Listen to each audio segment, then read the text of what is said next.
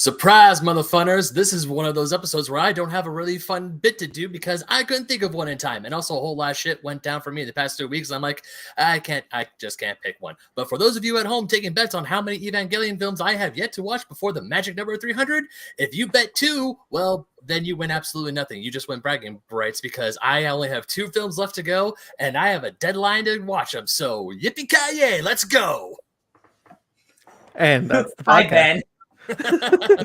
And now, of course, I am here with my bros. It is episode 299 of the Fake Nerd Podcast. We are talking about casting Andor, Elden Ring, the manga. I am here with Brandon T. McClure. Shut up, I'm not done yet. Right. I just need a thing to put for like the news. It helps our algorithm. Does it? Okay. It does. It. Cool. Oh, okay. But yeah, I'm here with Brandon T. McClure. That's the gentleman who is talking about the news algorithm. I'm, of course, here with... Still here. I'm also with Ryan Eliopoulos. It's true. Every day. All of it. And, of course, Sparks Whitty, who had a cat, who was petting a cat 5 seconds ago, and the cat's still there. Mm-hmm. It's a house full of cats in this place. I feel house like full of Ben cats. just listened to last week's episode right before recording this and came in with like energy about us just ragging on him for not Did you watching listen? the Evangelion movies. I actually did not, but now that you told me, I'm going to. No, our plan, Sparks, our plan now is ruined. No, it's perfect. Better late than never.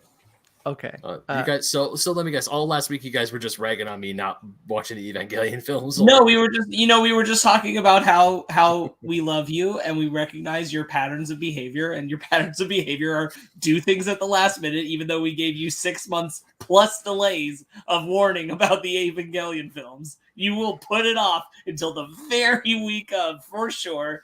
You always do. But he does it. And that's what's important. Get it done. That's what's important. But you get it done. And get my shit done, because that's what a professional does.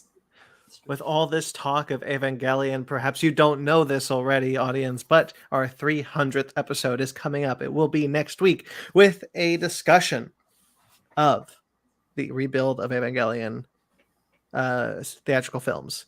If you remember way back a couple years ago to 200, we talked about the TV series, and this time we get to talk about the movies. And I'm very excited. Really love those movies. And I watched them far too early for this discussion. So I am currently rewatching them. Yep, that's what happens. That's why I'm watching them next week. Yep.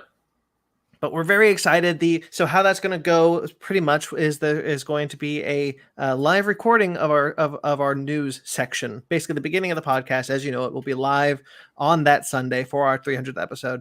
And then the next day will be re-uploaded with the main topic. The main topic is far too big to be put in the one episode. And frankly, by the time we got to it, we are afraid we might be too tired to discuss it. So we do it before the episode. We're jazzed. We're excited to talk about it. We could go on for hours. We probably do. Stay tuned. Very excited for 300 next week. Cool. Shall I talk about the links? Link it up, Buttercup. Yes. All right. We do have a few links in the description below, such as 2 Fake Nerds watches for 2 fantasy series. House of the Dragon, the Game of Thrones prequel series, House of the Dragon. You guys revisited it and talked about 2 through 5. It's true. That show's back. Almost better than ever. Not quite. I'm glad it's good.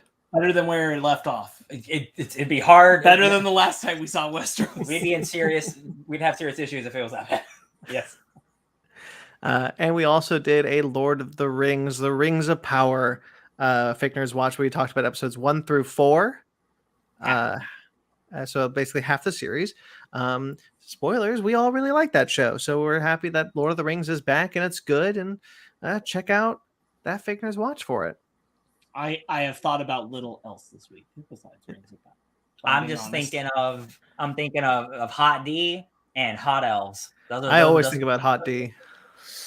Then you should definitely be on our Fake Nerds watch, Brandon. Oh, I'm sorry. I don't mean House of the Dragons. Gosh, you need to tell us those things. Jesus. There's plenty of more Fake Nerds Watches coming, as you probably no doubt know from the title of this episode. We have snuck in a new Fake Nerds Watch.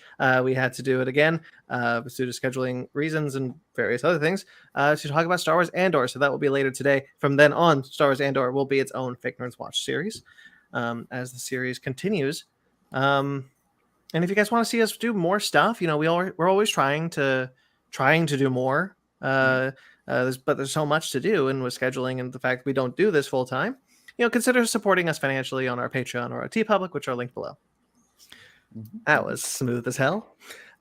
There's also a Fake Nerd podcast review special for 3,000 Years of Longing, the new George Miller movie. Idris Elba, Tilda Swinton. Sparks was kind enough to put that up. There will be an audio going up soon. I just got my computer back, so I'm kind of fixing it up again, making sure it can do what it needs to do still. So I'm going to be catching up on some audio shows this week. So be on the lookout for on the audio feed. But that's a good movie. Spoilers. I like that movie a lot. You can't keep spoiling. That's why the reviews out there, Brandon. They got to go watch the reviews are for the more nuanced. They don't know why. No, I know. I'm just goofing. I also links below are, of course, my Screen Rant pieces. This week, a George Miller piece actually went up. That one finally went up, and I think I forgot the other piece, but the George Miller one is a good segue. Basically ranked all the George Miller films according to Rotten Tomatoes. It's a fun list that I like. Every now and then you get some of the more easy ones, and they're always fun to do. And I also have a news piece for AtomicGeekdom.com, which is another site I write for, where I talked about the reveal that Scott Bakula is not in the new Quantum Leap series that went up this week. I'm kind of doing some writing off and on, and so that was one of the pieces that was finally finished. So check that out. Both are linked below. All those shows that we did are linked below. Who wants to go first of the week? I will go first. Hi, Grayson Live. Thanks for stopping by, homie. Grayson. Thank you, bud. Appreciate that. Of course. Grayson says, so close to 300. Woo. Congrats, FNP crew. Thank you, sir. I did one single solitary thing this entire week, and it was played Cyberpunk 2077, and I will talk about that more on our Fake Nerd Basement Arcade quarterly, annually, whatever thing we call it, in a couple weeks. That's my week. All right. Sparks or Ben? I will go. I only have one thing to talk about that wasn't House of the Dragon and Rings of Power. I saw Bros, the upcoming Billy Eichner rom-com film. I saw it at an early screening, and it was really, really great. I would argue that, trying to remember all the movies I saw this year, but I think it's the funniest movie I've seen this year as far as new films. I feel like there haven't been as many hot comedies this year. No. As strong. I think this is a very, very good comedy. I highly recommend people should go see it. It's awesome. It's the first gay male rom-com of its kind, so it's really great. It's just super well made. I was really pleased to see it. Had a great time. Just go check it out when it hits theaters later this month. I'm really excited to see it. I love Billy Eichner. I watched literally every single one of his Billy on the Streets interviews the past 2 days, every single one, because they're only 2 minutes long. That dude's great. Can't wait to see it. This came up because last week we talked about Do Revenge, and I talked about Ben wasn't here, but I talked about how I felt like the polyamory nods / representation were not very good in Do Revenge. It was one of my slights against the film. Boy, then I went and saw Bros like the next day, and Bros has fantastic polyamory representation, like really, really good. So I was like, wow, well, I'm glad it's somewhere. Yeah, I'm glad it's somewhere. Love it.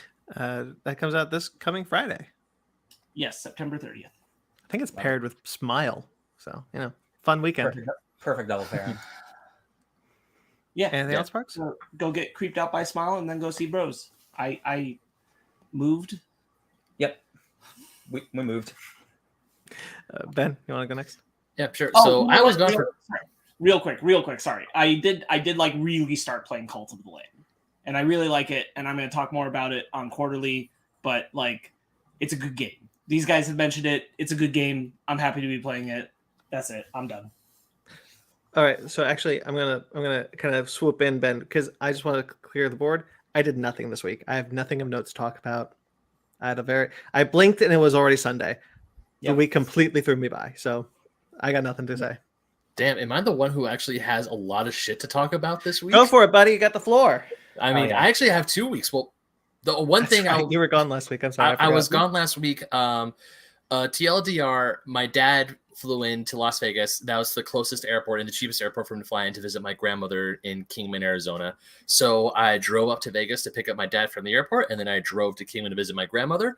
Always great to visit my grandmother. This is a sports ball thing. I finally got to see Allegiant Stadium in real life. I haven't seen it IRL before, although I was a little bummed because I had planned to go to the Raiders store at Allegiant Stadium on the Saturday I was picking my dad up. One problem. They're closed on Saturdays. They're open Monday through Friday, and closed to the public on game days, and they're closed completely on Saturdays. So that was a bummer. But I did find a Raider store in the Miracle Mile shops in Hollywood and in Planet Hollywood. So I got some Raider gear. So yay, Las Vegas Raider stuff. And so I went to a nature park with my grandma, which so this nature park is like essentially like an animal sanctuary where these animals just live out the rest of their lives in these habitats, and they can't be released in the wild or else they will die. And some of the animals that they had were actually from Tiger King. They had some of the Tiger King tigers there. Did you get their autographs? I did not. Yes, I slipped a piece of paper through the fence, and the tiger said, "Yeah, sure, no problem." Claw mark. Yeah, just like claw mark. But yeah, this is the closest I've ever been to these large cats. I saw tigers, a few lions, some bears. Oh my. And these animals are absolutely majestic. They're beautiful, and thank goodness I was on the opposite side of the cage because goddamn, they're big. Mm-hmm. Yeah, so that was really cool. And this week, a lot of writing stuff. I got 2 pieces coming up for Go Nintendo. They're not live on the website just yet, but once they go live, I'll let you guys know. So maybe next week the links will be in the description. So keep an eye out for that.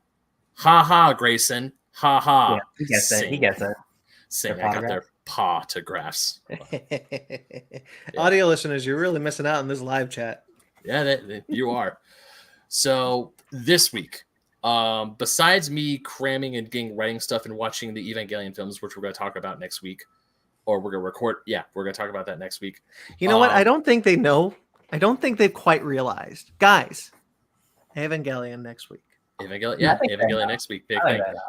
I'm not sure. Do you guys know? Raise your hand. Do you know? I'm wearing a shirt, so I'm keenly aware. Okay. I don't know what the hell I'm doing anymore. Oh God, where was I going? Yeah, Evangelion, writing, working. Yes. And I finally had time to sit down and play some Elden Ring. I finally was able to carve some time out to play some Elden Ring. I was streaming Saturday morning, and I will say with help, I have no shame in saying I had help, but I beat Millennia Blade of Mikola. The hardest boss in Elden Ring, I beat her. I still haven't.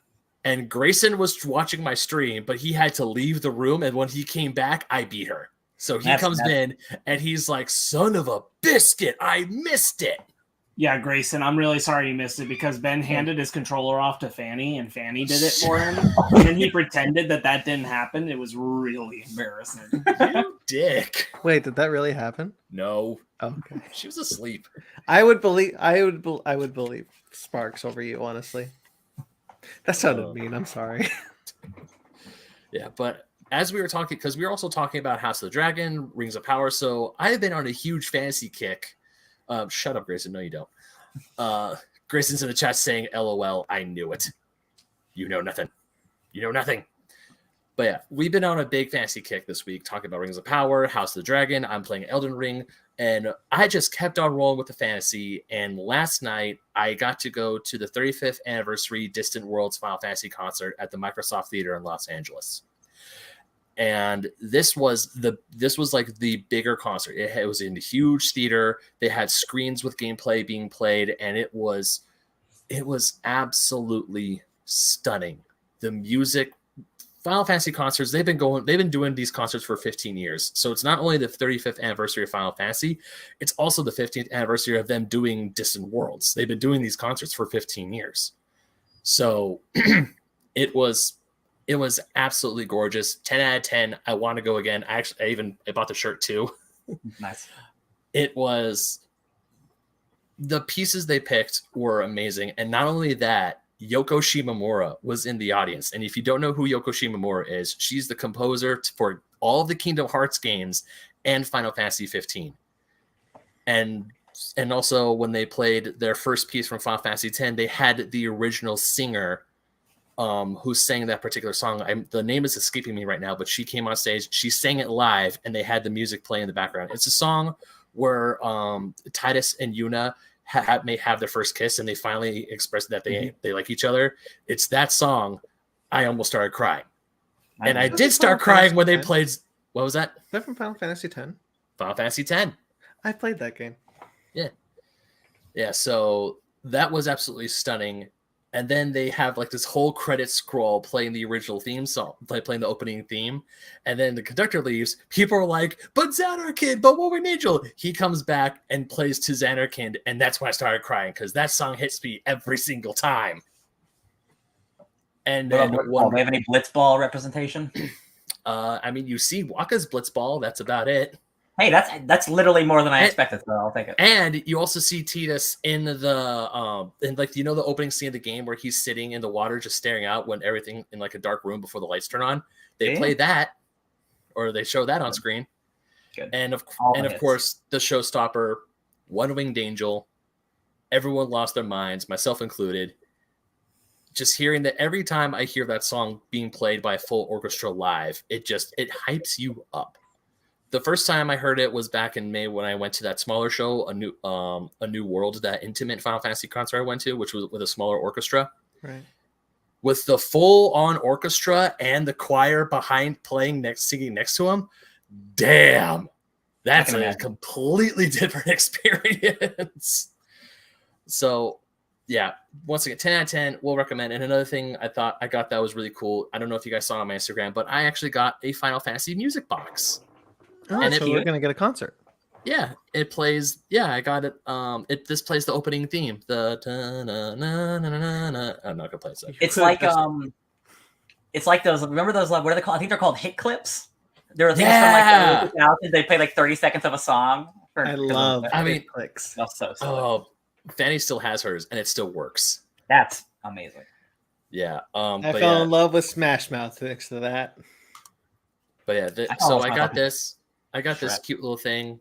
It was great. The merch line was stupid long. The merch line for everything was, the lines at concerts were stupid long, but I definitely want to go again. I want to go to Distant Worlds again. I would love to go to the Kingdom Hearts one should they go on tour again. It was an amazing experience, and that's my week. Hey Ben, no one else is in the podcast between you and me. How much were those tickets? Because I would eventually like to go to one of those. For two people, I mean, we were sitting pretty close. We were down the orchestra level. Where we were, it was about I want to say 110 a pop. Okay. No, front row. I don't need front row, so even cheaper. No. It wasn't front row either. We were still down in the orchestra. We were a little to the left, or like if we're facing the orchestra, we were a little more to the left. So I guess that would be stage right. No, I want nosebleeds. Give me nosebleeds. Yeah, but either way, even if you were up in this, they have the monitors because they had the main monitor in the middle and they had two on the side. So even if you were sitting way onto one side and you couldn't see the orchestra very well, you could still turn your head slightly and see a monitor or a better view monitor on either way. So you were able to see the show. Good. Or at least you were able to see the game, the video game footage too. That's cool. Good. Also, a lot of Advent Children representation. When they were playing One Winged Angel, they didn't play the Advent Children version of One Winged Angel with the electric guitar, but they were playing scenes from the film, which I wasn't surprised, but I was because it's cinematic as shit. It's cinematic as shit. That's why. They're not going to play. Not going to play like the original Final Fantasy VII. I have seen that movie. Yeah, I've seen both. I saw Advent Children and the first Final Fantasy movie actually. Spirits Within. Yeah. I've actually never seen Spirits Within. I've only seen Advent Children and Kingsglaive. You're good. Yeah, I've been told.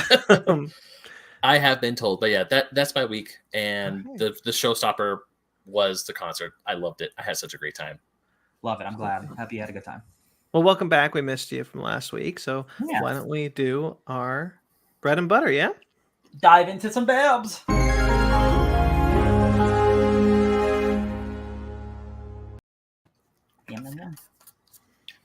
All right.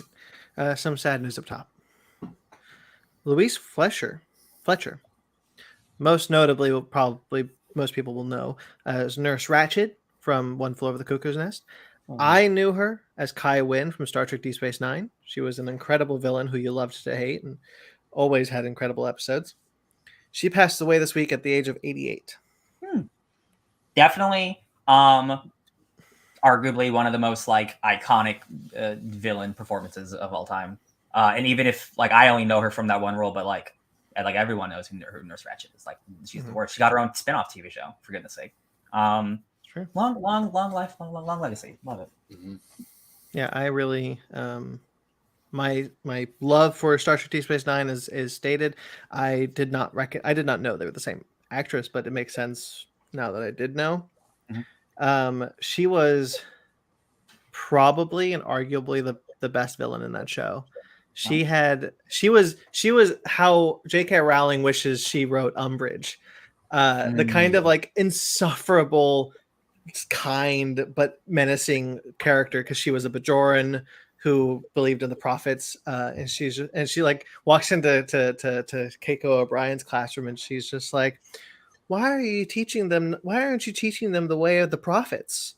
And so just kind of Karen energy, I guess.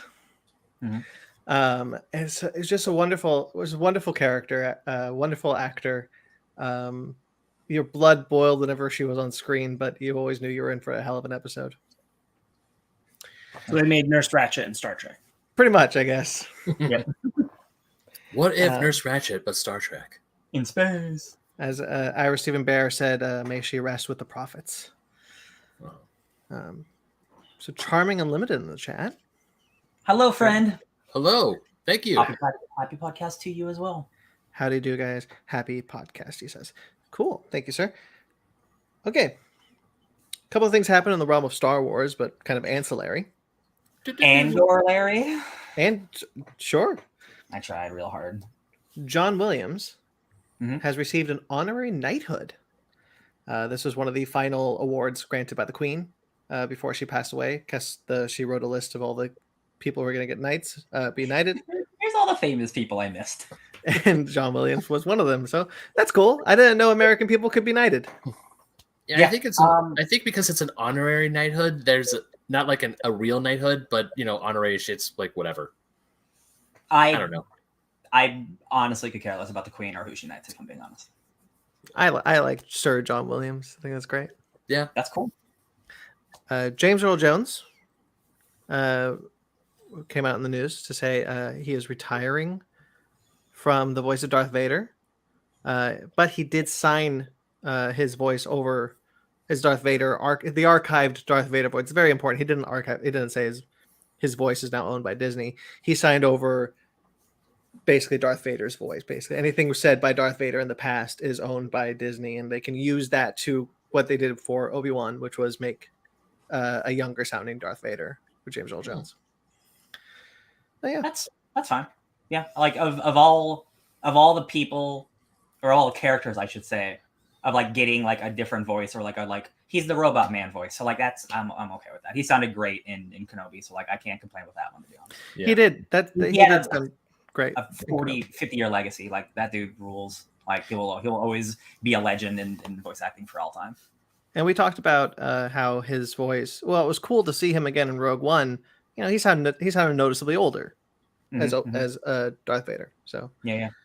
In Kenobi, he sounded incredible, and I was shocked to find out it was a computer who made that voice. Bleep Lord.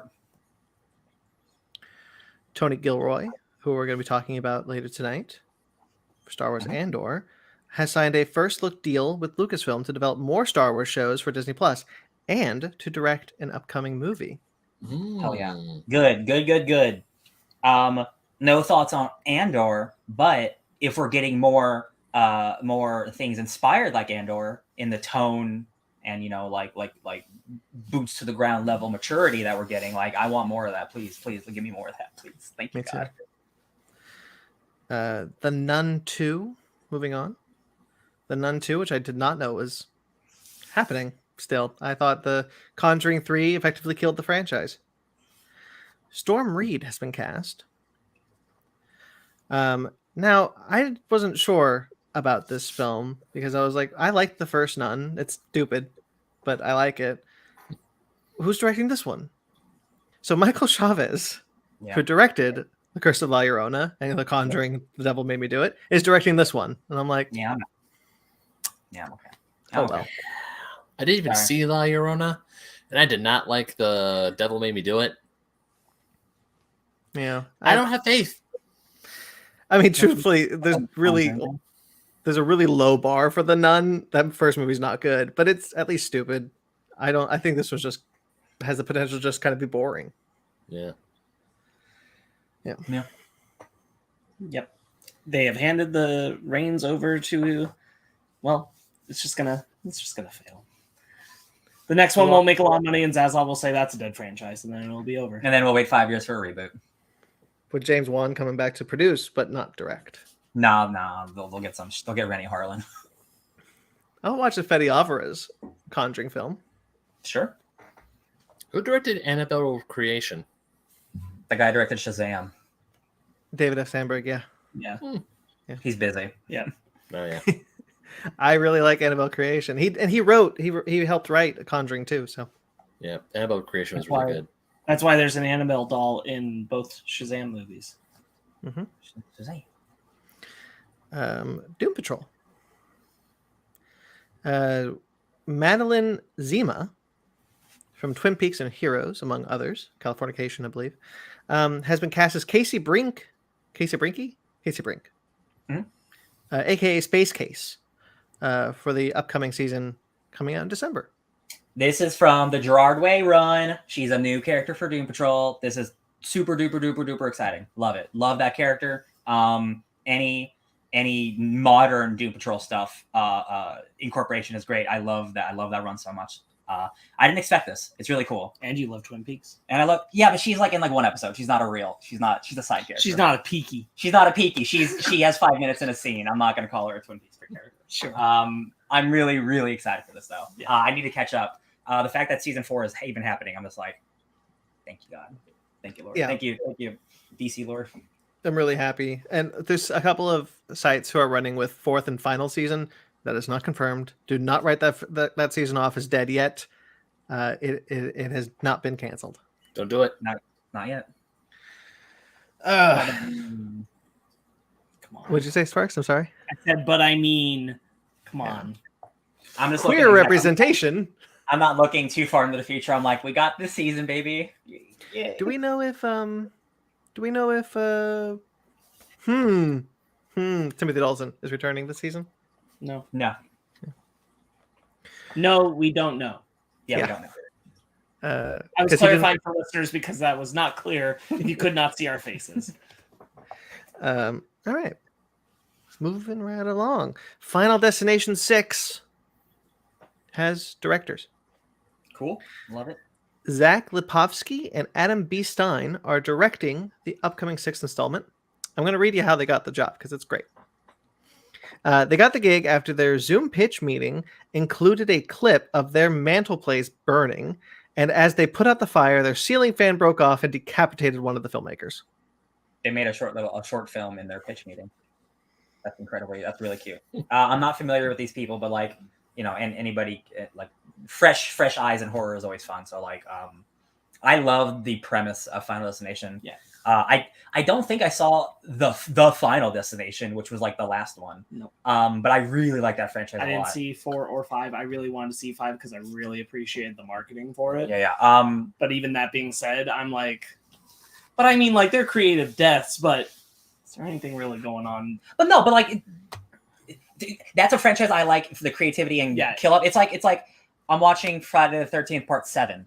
Like it's Final Destination 6. I'm not going for high art. I'm going for No, I know. Yeah. I acknowledge. Yeah. I acknowledge. Death is the enemy. It's awesome.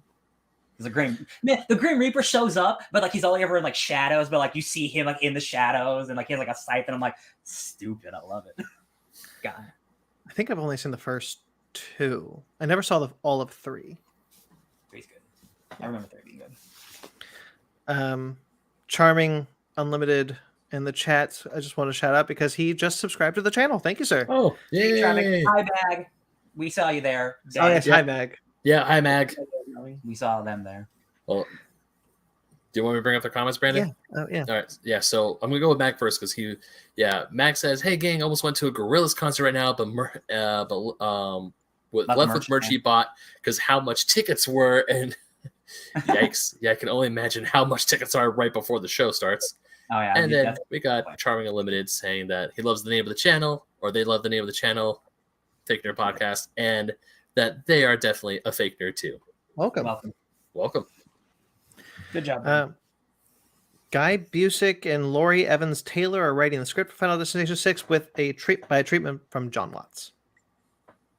Oh yeah, John Watts. Right. Yeah. We talked about that. Like he was the guy who pitched the new. Yeah. Okay. Cool. Mm-hmm. I'm glad. We have more information on the upcoming Cloverfield film. Surprising, because this is the first time a Cloverfield film has had any news before the trailer was released. Babak Anvari has been hired to direct, with Joe Barton writing the script. So it's officially happening. Do we know? I'm sure Ben is thrilled. Ben is super excited. I'm going to see Ben what is these so people are upset. saying before, but I can't judge if this is good or not without knowing their previous work. I mean, I think it's an interesting. You have an interesting hill to climb with a dedicated Cloverfield film rather than one that you're converting into one, because you have to kind of make all the threads of the last three films, thanks to Paradox, make sense. Or it could just be another anthology thing. I don't think they have to make it make sense. But I do remember that they had J.J. Abrams was like, "Yeah, we're not going to convert any more movies. We're going to film it. We're going to make it ground up from the bottom Cloverfield film." Cloverfield Paradox was the one that had all the reshoots to kind of add the Cloverfield elements. Remember the Cloverfield monster at the end? Mm-hmm. And then they were like, yeah, that's all multiverse now. So I would like them to go. He's an Iranian filmmaker. So this is going to be like his first big movie. Oh, cool. I would like them to continue with the anthology route, but Cloverfield Paradox does not make me confident that they are. I don't know. Well, no, none of us know. It's just speculation. No, I mean, but like, I have a feeling that they're gonna want to do what worked and just do another anthology thing. You know, honestly, I got Cloverfield. I got 10 Cloverfield Lane. I'm happy. Yeah. Like, I mean, like, sure, someone can play in the sandbox, but I'm not itching for. If you told me there's never gonna be another Cloverfield movie, I'd be like, yeah, this is all right. Well, when we review it in 2 years and it's really good, I think I would rather that they would chase just making 10 Cloverfield Lane. Yeah. Like making something like that. Yeah. Where it's just, hey, there's a vibe. Yeah. Like when you know you're going to see an A24 horror movie, it's like, I know I'm going to see a Cloverfield movie. It's true. There's nothing else about it where it's like, how are the pieces connected? I don't want that.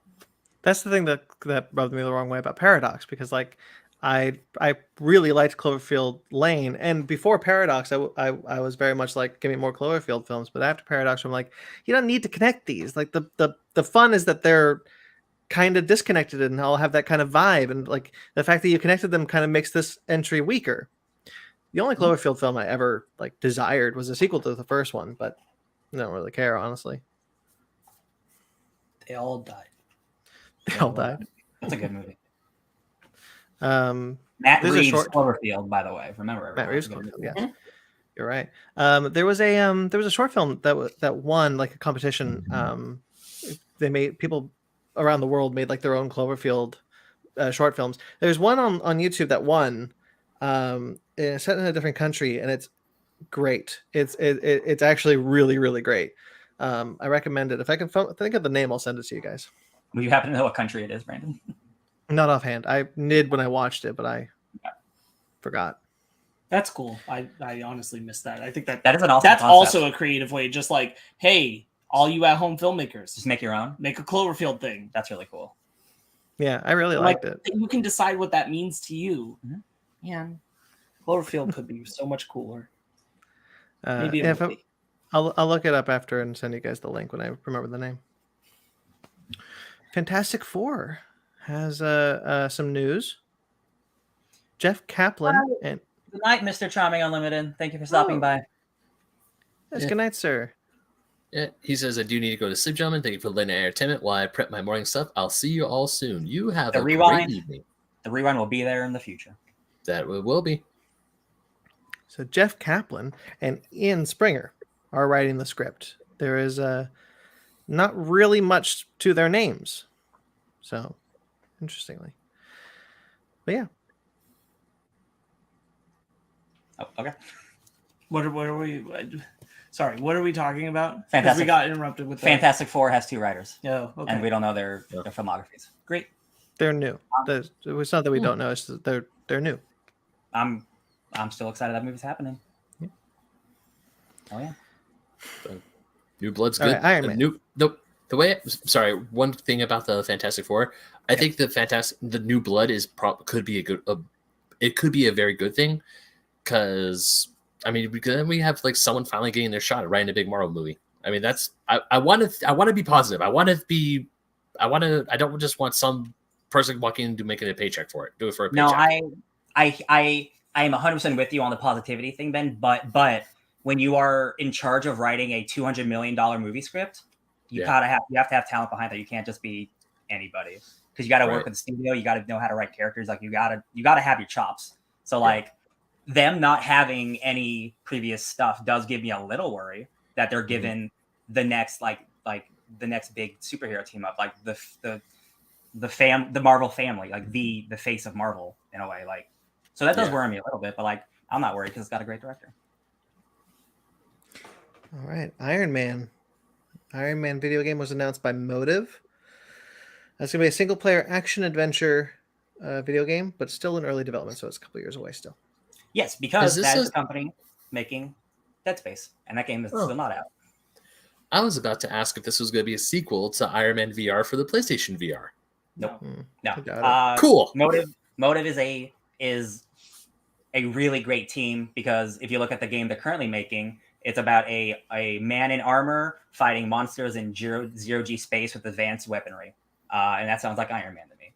Because that's literally what you do as Isaac Clarke in Dead Space. You're in zero-G using cool weaponry to fight monsters in space. So like, I'm super excited. And not just that, one of the narrative leads for Guardians of the Galaxy is working on this game. So I have no worries whatsoever. I am totally pumped. Guardians, I'm excited for this too. Good game. Final Space. Warner Brothers Discovery almost skated by an entire week without anything in the news, but they didn't quite make it. Almost. The complete series, Final Space, all 3 seasons, are gone. Confirmed to be written off as a tax break. You cannot legally watch them on any streamer, except if you're in other locations, which is currently on Netflix, but will be taken off once the licensing deal is up. So even if you use a VPN to skirt around the laws, they're still going to get you in the end.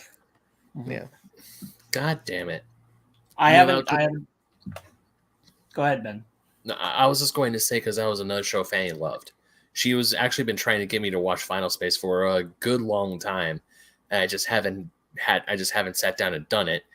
And she is going to hate this news, because when I broke the news to her about Close Enough, she was not happy about it. I mean, Final Space has been canceled for a while, and they pulled season 3 for a while ago. So like, this is just the final nail in the coffin of it being pulled internationally, and they're no longer selling it on digital markets. That's. And I haven't done the research to look into like if you pre-purchased the seasons on like Amazon or something. If you don't have it now, I'll have to look at that. Just judging from what Olin said on his thing, he said they're discontinuing any further. Yeah. So I imagine so I think pre-order you still stuff have is it. okay. Yeah. I don't think they would be that cruel. No. To take away your pre-orders. It's that kind would be of horrible. Here because technically they can. Yeah. And it might be something that comes up at a later date. God. But it's like that's the long-term fear with those kind of streaming services, because technically for it to be a tax write-off, it can't exist. It has to be more than just the like future purchases kind of thing. Final Space is kind of annoying because like the Blu-rays were already out, so it's like you can't like fully do this as it's a ridiculous thing. But yeah, the tax write-off. Olin Rogers is out there with his Instagram with the T-shirt that says Final Space in the logo all the way down to the bottom that says tax write-off.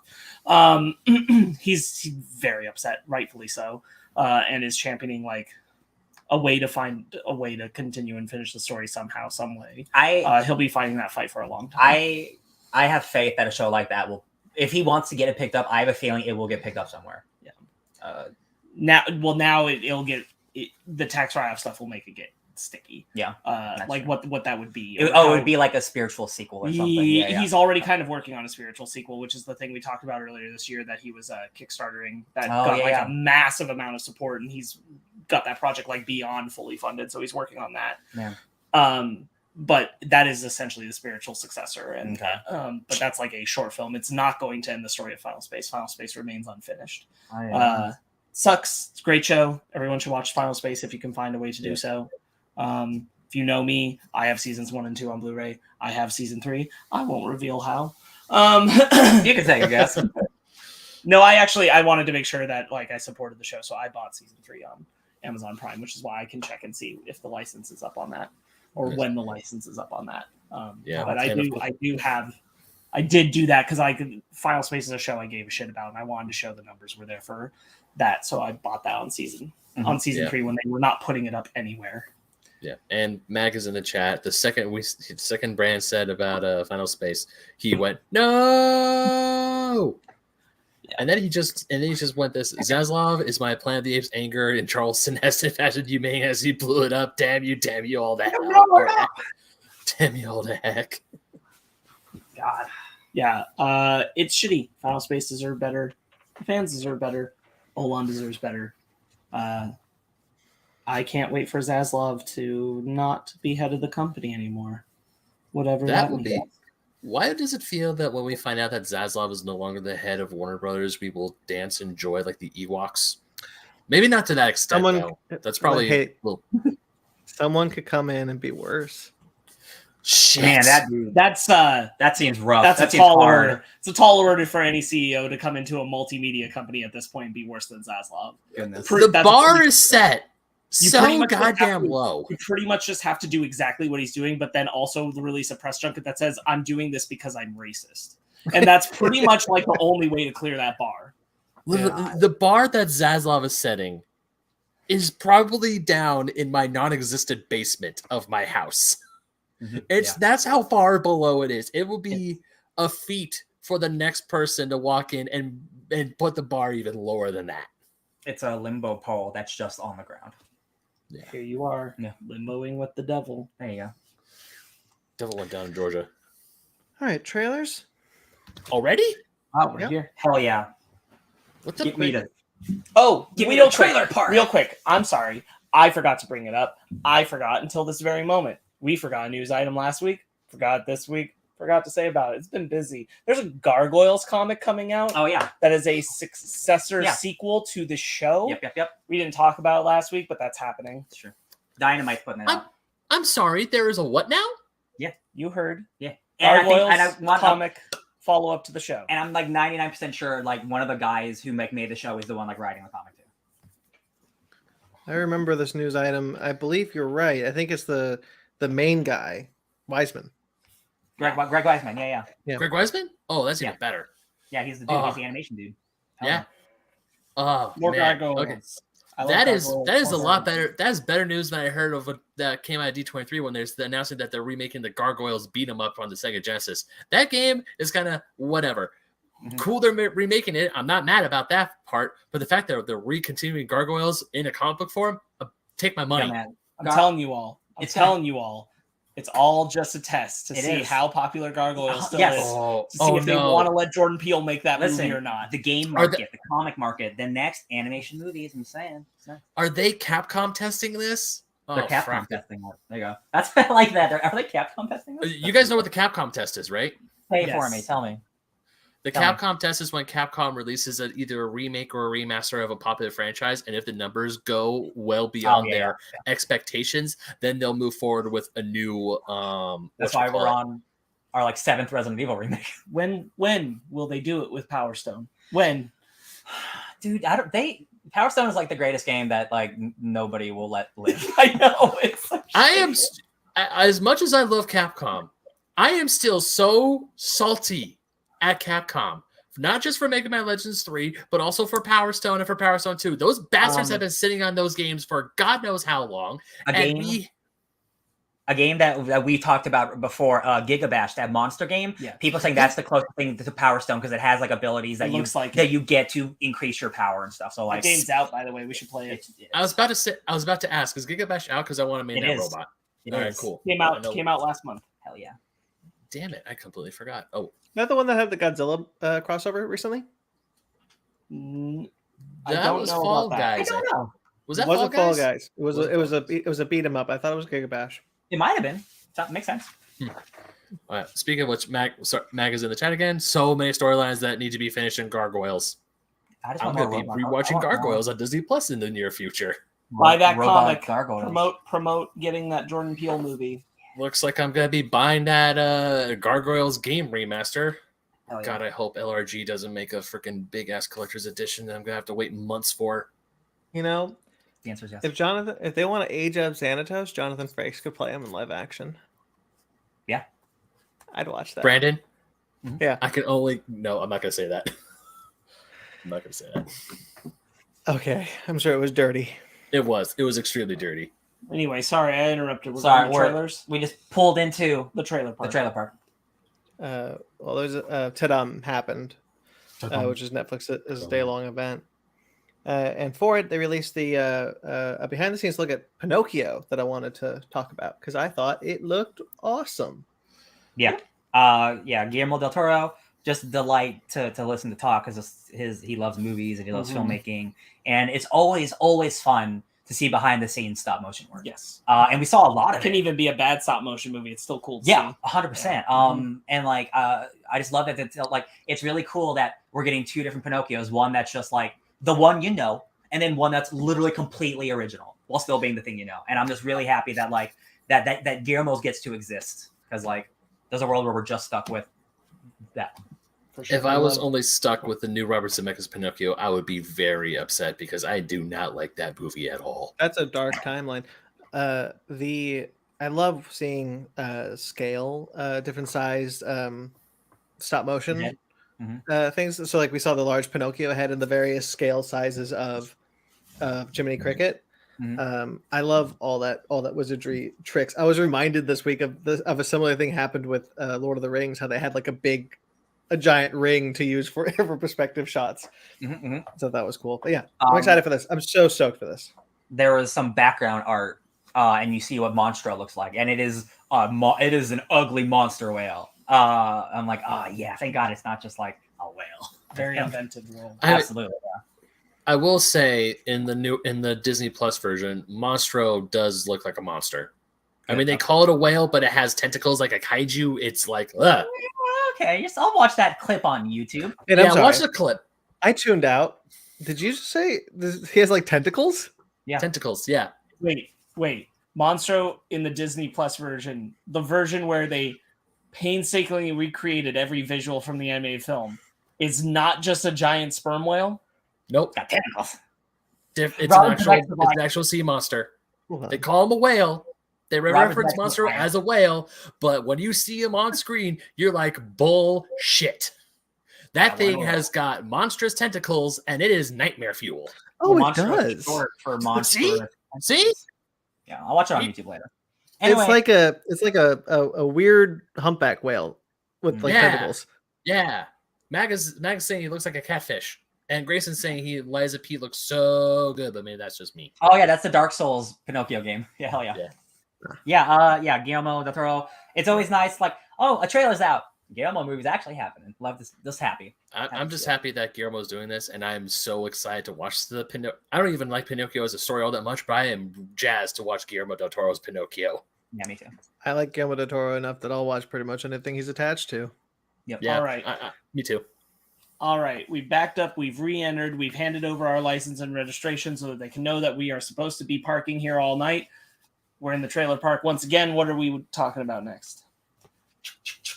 The Dragon Prince Mystery of Aravas. Back it up. Yeah, back it up. We didn't actually want back it up. Ant-Man, back it up. Back it up. Yeah. You two guys, back it up. Back up. Just we're backing it up. Brandon, you stay. You and I are in on this. This is our favorite. This is one of our favorites. I was remembering remember Ant-Man, the first Ant-Man's great movie. Okay. So yeah, you guys didn't watch this, right? Good.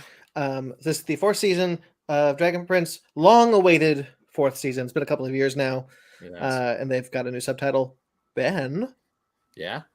exciting. Oh my god, dude! One of the things I love, but sometimes have a bit of a love-hate relationship with Netflix trailers, is that when they play a bunch of clips from the first few seasons and they give us a tiny little percentage of newer stuff, but at the same time, it just builds the anticipation for what is going to happen in this new season, because there's obviously a time jump. Yes.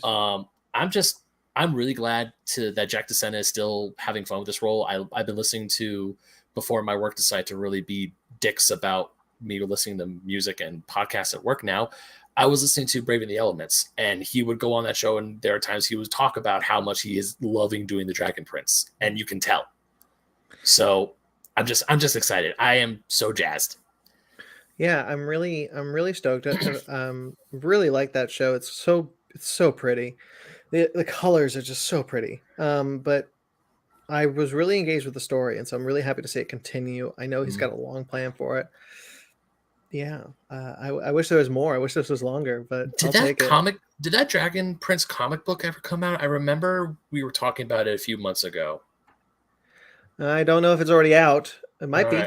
It could be. Yeah, we just haven't found it yet, because I would love to read that, because I think when we were talking about that book, that kind of helps bridge the gap a little bit between seasons 3 and 4. So then that's something I'm going to have to buy off of Amazon, but I'm excited. It's coming in November. It's coming soon. So yay. It's been far too long. It has. And I remember when the season 3 dropped, I binged it in one night. I totally understand. They renewed the show for 4 seasons. Netflix did. And they, so they obviously wanted to get as many of those episodes done as they could, because they had none banked. Like a lot of Netflix animation shows would do. So I don't mind. I'm glad you took the break to come back with the show, but I'm eager that it's almost over. Me too. Because there's apparently a couple graphic novels that have been out for years. I'm looking at one that came out in 2020.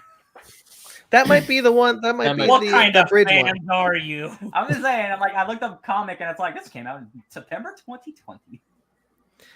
All right. Sparks and Ryan, if you could pull forward, please. Lock in. Sonic Prime. Oh yeah. This looks good. This looks pretty good. My only note is that I think Shadow and Sonic are sparring like Goku and Vegeta, and I guess right. Yeah. It looks great. It's the prettiest animated Sonic show ever. Yeah, actually, I would agree with that. I mean, because the only other animation that I would say was better was the Sonic Mania shorts that Tyson Hesse helped make, but that's on YouTube. But this is an actual full-length show. Yes, I mean, that's you know what? This is the prettiest 3D animated Sonic show I've ever seen. I think we can still say show. You were talking about a series of shorts, and I agree with you. Those are better. This is a good-looking show. Yeah, I would definitely say it looks 10 times better than Sonic Boom. Sonic Boom. Yeah, Sparks. What did you say? Sonic is having a time. Yes. Cool. They cloned Tyrone. Yeah. God, this looks great. I'm so pumped. Mostly just for the cast alone already, but they could have just showed me that elevator scene without showing me literally anything else, and I would have been. I would have been there 100%. Sci-fi blaxploitation movie. John Boyega has been very passionately talking about the 3 film season this year in a big way, but one of them he's been talking about a lot is They Clone Tyrone. He's just really jazzed about the whole vibe of this movie. Not to say he isn't happy about his other films. He's been very happy and promoting the hell out of them. But he's something special for him in They Clone Tyrone. I really like the look of this trailer. I think it looks cool. Mm-hmm. I like that it feels like it's taking 70s blaxploitation films, but also keeping sincerity to it. Rather than being extreme. Comical parody. It's not Black Dynamite. Right. Yeah. Cool. Yeah, this looks great. I just want to put that out there. I think this looks great too. That elevator scene was great. Mm-hmm. Hell of a way to open the trailer. I'm really happy for Boyega that he's the leading man in a film that has Jamie Foxx. That it's not being flipped. John Boyega's got the prime limelight here, but Good. I'm also very excited to see Jamie Foxx in this. good month for Jamie Foxx. Almost double feature. Almost. The Midnight Club. Yo, man, Mike Flanagan doesn't miss. Midnight Mass was the best show last year, so like this looks so good. This spooky stuff, ghost stuff, all the returning cast, most of them from Midnight Mass are showing up in this, so like can't wait. Yeah, can't wait. I love the visualization of the girl getting out of the chair and then turning into a skeleton reaching out. I thought that was really cool. Ben got real uncomfortable. Hell yeah. Yeah, I did. And when I say I hated that, I didn't actually hate it. I mean as in that scared me, and I did not enjoy that. I know exactly. I feel I know exactly. Ben watching this trailer where he's like, "This is pretty good, a little spooky, but nothing too scary." And then got to that shot, and he's like, "Oh no!" I'm like watching this trailer. It's like, okay, so we got some spooky stuff, we got some good stuff. There was one shot that I really loved. I forgot. It's the guy on the park bench is his head turned, and then he turns into the ghost girl for a minute. Mwah. So the story of a hospice for dying children, and like there's like a secret thing of like a secret something about immortality being like the undercurrent of it is just really thrilling. And Mike Flanagan is such a good actor's director. He does such good character work, and like this is the first time he's really done like big like kid stuff. Like this is a spooky show, but it's almost an entirely kid cast. So I'm really excited to see him work with a bunch of kids. It feels like it's pushing for the vein in between Are You Afraid of the Dark and Midnight Mass. Yeah. Like it doesn't want to be quite on that Midnight Mass level, but it also wants to be a step up from Are You Afraid of the Dark? Past Goosebumps, not quite rated R. I think he wants kids to be able to engage with this. Yeah. Like he wants this to be the spooky ghost stories if they're willing to dare. Yeah, I'm very excited. Spooky, scary skeletons. Sorry. Knock at the Cabin. Oh, great! Another. Well, actually, that was going to come out very mean, but it wasn't. I wasn't going to make it mean because M. Night Shyamalan's been quiet for a while, hasn't he? Well, no, he's been consistently working for. He made Old. He made The Visit. He made Glass. And he made Split. Yeah, I was trying to think. The last one we saw was Glass, right? Yeah, that was the last one you saw. Old came out last year. Oh, yeah. Remember? We just didn't see it. Yeah, the beach movie. Yeah, he's the beach that makes. That's right. That's right. The beach movie. I forgot about that. Yeah, never mind. This looks like it's obviously going to be a cool, fun twist movie, but like Dave Bautista is the star of it, so like I'm really into Dave Bautista. What's his name? Rupert Grint. Not Rupert Grint. The King from Hamilton. He's in it. Oh, Jonathan Groff. Jonathan Groff is a insanely premier talent, and him being in a horror movie is really exciting because he's a really emotional guy, and I really want like him being in a horror movie really works. Jonathan Groff. It's really great that he's there.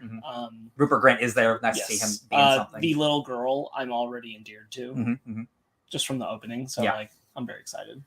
Yeah, I was very interested when he was like, I have to sacrifice you guys to stop the apocalypse. I was like, oh, a real apocalypse or a cult apocalypse? That's not what he said. He didn't say that. He said you have a choice to make, a difficult choice. Sacrifice is not said though. Oh, I thought it was. Oh well. Enola Holmes too. Yes, looks real good. Sparks and I are the only two who watched that first one, right? Yeah, this looks very, very charming though. It does make me want to see that first one.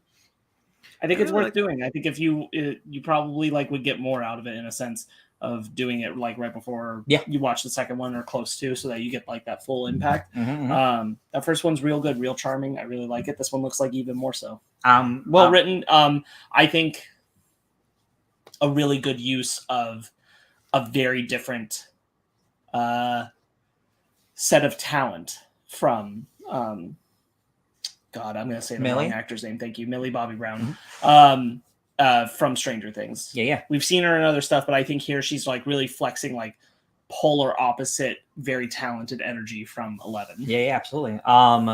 It's nice to see Henry Cavill. I told you this. It's nice to see Henry Cavill have a home in Netflix where somebody actually wants him because he's in this and he's like The Witcher. So like Netflix is keeping that boy fed until Marvel calls him. I really like him as Sherlock, specifically like Enola Holmes Sherlock, who is kind of the big brother role. So having Millie Bobby Brown and Henry Cavill have more scenes together is very, very, very exciting to me. Yeah, that makes me wanna absolutely no disrespect to Millie Bobby Brown, but like knowing that her and Henry Cavill have more screen time together does make me want to watch it more. I think it was a very good move and very smart and right for the first one to like keep him to the side. Mm-hmm. He's in a fair bit of it, but no more than like it's 15, Enola Holmes, so no more than 15 minutes. Yeah, but I think like that's good they did that, and now you can do one where it's like our cases a team up are intertwined. Yeah, it was really the final scene of like, oh no, yeah, like, they've already like tackled over each other. Yeah. That's really good. Yeah, I'm really excited. I'm actually surprisingly excited for this movie because like I really like that first one. Apparently, I don't think that's surprising. This is right up your bread and butter alley. I guess that's true. I mean, you love Sherlock Holmes, so I mean, yeah. All right. Strange World. We got a bit more expansive trailer this time around. Yes. Ryan is very excited. This is the most excited I've been for a Disney movie in a long time. Because like hardcore, like 1950s sci-fi, like they've never, again, like Lightyear was the closest we've gotten since like WALL-E. Yeah. And like, it is exactly what it is. It looks like it's a strange world. It's a weird stuff's happening, goofy aliens, long lost dad, like everything that like I would want in a Disney movie. It's there. This is the one. And if it's bad, I'm gonna be angry. This is the one. Very much a send up to 1950 sci-fi, as you said, and also like Journey to the Center of the Earth, the Lost World kind of feel. Yep. Yeah. I love the cast. It felt like kind of the post-Renaissance Disney era, the Atlantis, the Treasure Planets. Like it felt very much kind of in that vein. Yeah. Very, very inventive, very imaginative. Like I love Jake Gyllenhaal and like Dennis Quaid is the dad. Like I think just like and the cross-generational story we'll be doing with 3 generations. The son endeared to the grandpa and the father not feeling like he should be because of his own things with his dad. Yeah. Look, I'm beyond pumped. This one is gonna wreck me. Can't wait. Hell yeah. You looked like you were gonna say something. Oh yeah, I was. Sorry. I was. Sorry. Ben like rebooted for a minute. I did. I buffered. That's what happened.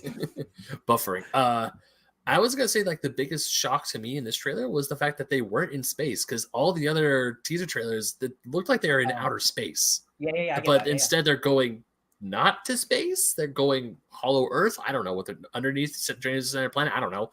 But you're right. The designs, the creatures, from those first teaser trailers, this world that they're in is fantastic.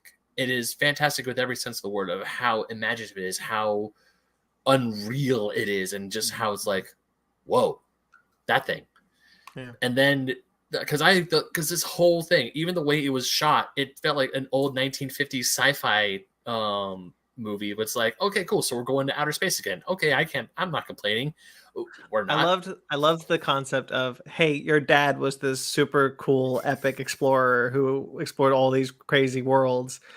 We need you though, because your dad's missing. God, it's Ad Astra, but the Disney animated version. Right. He goes up to that one fan. He goes, "I am a big fan of your dad. Can you possibly forge his signature?" That's pretty good. Yeah, I have high hopes for this one. Yeah. I'm really excited for this one. Like I said, like I've been waiting for kind of that return to the Atlantis Treasure Planet adventure movie. So let's see if people respond to crazy sci-fi stuff. Let's hope. Let's pray. Let's hope.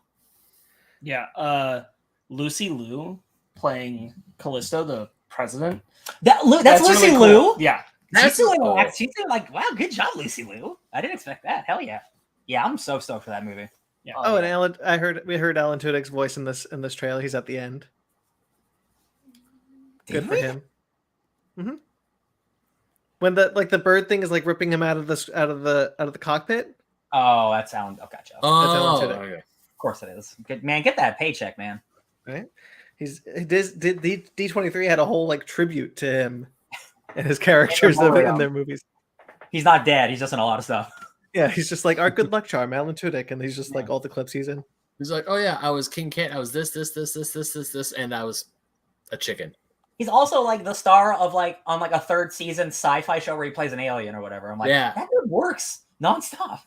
God.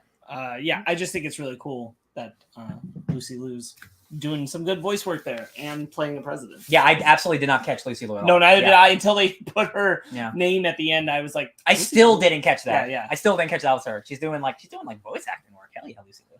Go Lucy Liu. Hellraiser.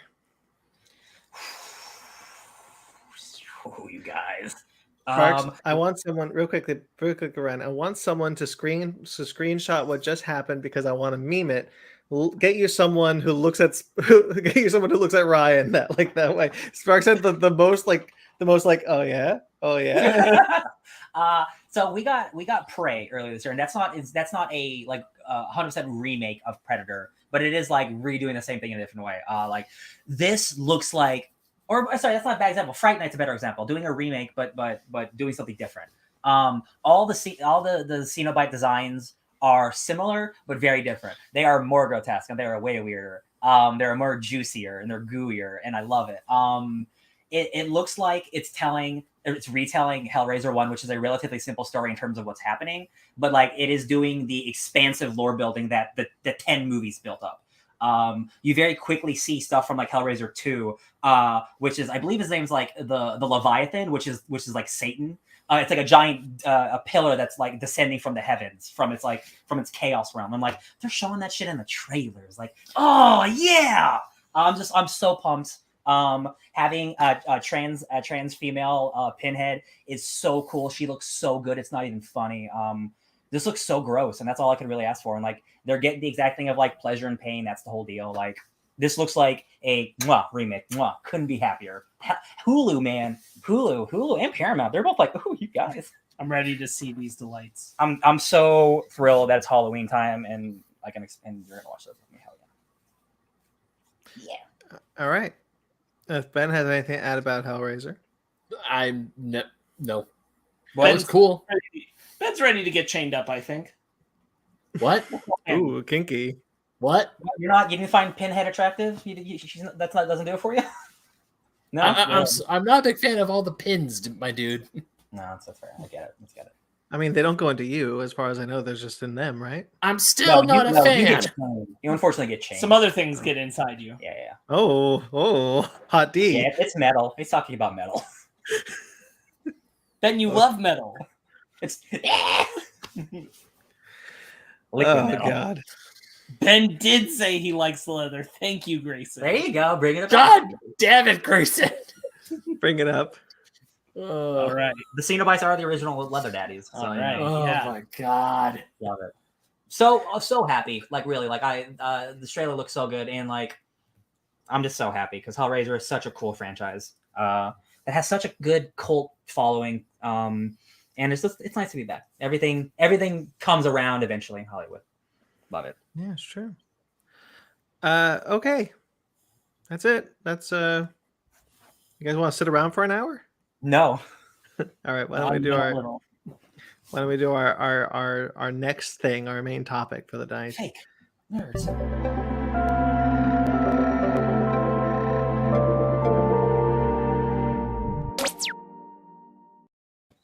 That's very soothing to listen to. Nailed it. All right, guys, welcome. I did. Damn. I didn't realize you changed the background. Good job, dude. I did, and I got the logo changed all in record time. Look at that. Mag saying a good night. Just as we get into our main topic. Good night, sir. Good Night, night, man. bud. You stay safe as well. So welcome to Fake Nerds Watch for Star Wars Andor. This is the latest Star Wars show that is on Disney Plus now, the latest live action Star Wars show about our good friend Cassian Andor, who we haven't seen since he died. So welcome back. So full spoilers for the first 3 episodes of Star Wars Andor. Once again, this is Fake Nerds Watch. Just quickly sneaking into your Fake Nerd podcast episode. What do we think about the show? Ben, I want to hear what you have to say more than anyone. Really? Yeah. Oh. Because I think this is more of a slower Star Wars show than we've ever had, and like I want to see like if you're vibing with it. Because I am. I'm vibing. I am hardcore vibing with this show. So this Andor so far is that Star Wars show. I feel like it is like the first true, and I don't know how any other way to word this, so I'm just gonna word it this way. It is the first true adult Star Wars show. As in, it does take place in a galaxy far, far away, but it has very heavy adult themes, and by adult themes, I mean you see Cassian Andor murder people in the first 10 minutes. I mean, he kills one guy. He kills one guy accidentally, but he straight up shoots a dude point blank in cold blood. We do actually see him do that in Rogue One the first time we meet him. So you're right. We do see him do on that brand. in Rogue One. What's up? Yeah, on brand. Very on brand for Cassian Andor. I am intrigued, and I want to know what happens. Like jumping ahead a little bit to when Stellan Skarsgård, right? Yep. I want to make sure I got my Skarsgårds correct. When he shows up, that show went from, I still was enjoying it. It went from like a 5 to a 10. And just like stuff went down. I'm like, I am ready for this. I am all here for it. Those first 3 episodes were some good exposition. There are some good, a little bit of kernels of into Cassian's life. And I'm ready for it. I am so happy we got this. I am all aboard the Andor train. Hell yeah. What are the episode titles, my friend? You got them? Yeah. The first episode is titled Casa. The second one is That Would Be Me. And the third one is Reckoning. Reckoning. Speaking of reckonings, how do you reckon with these 3 episodes, Brandon? I love it. This is exactly the show I've wanted Disney to make. I never thought I'd get it with Cassian Andor as a character, although I was always kind of interested in a prequel about him. I'm so happy. So happy. Thank God. I can't sometimes I watch this and I can't believe Disney actually put this on screen. Yes, I'm very thrilled. I like it as well. I like Rogue One. I'm not as hot at Rogue One as you guys are, and I didn't need to see more Cassian Andor. But now that we are here, and he's the focus, he's getting a lot more. But it's also not just about him; it's about the starts of the rebellion and stuff. It is. I agree with you, Brandon. The Star Wars show I've always wanted, but more than just the political side. Like, I like my shows to have a little grit to them. I don't want all my shows to be PG. In the world of Star Wars, it started as PG, so I'm not expecting anything to turn the House of the Dragon. But when you have a franchise that's turning, 50 years old, and it's as expansive as it is, you can do different types of things in the world, right? So the fact that it took us this long to get here, it took a little longer than I wanted, but now that we're here, I'm thrilled. I actually found the first episode to be totally fine, and by the time I got to episode 3, I was thrilled that I thought episode 1 was fine, because it means they're taking their time.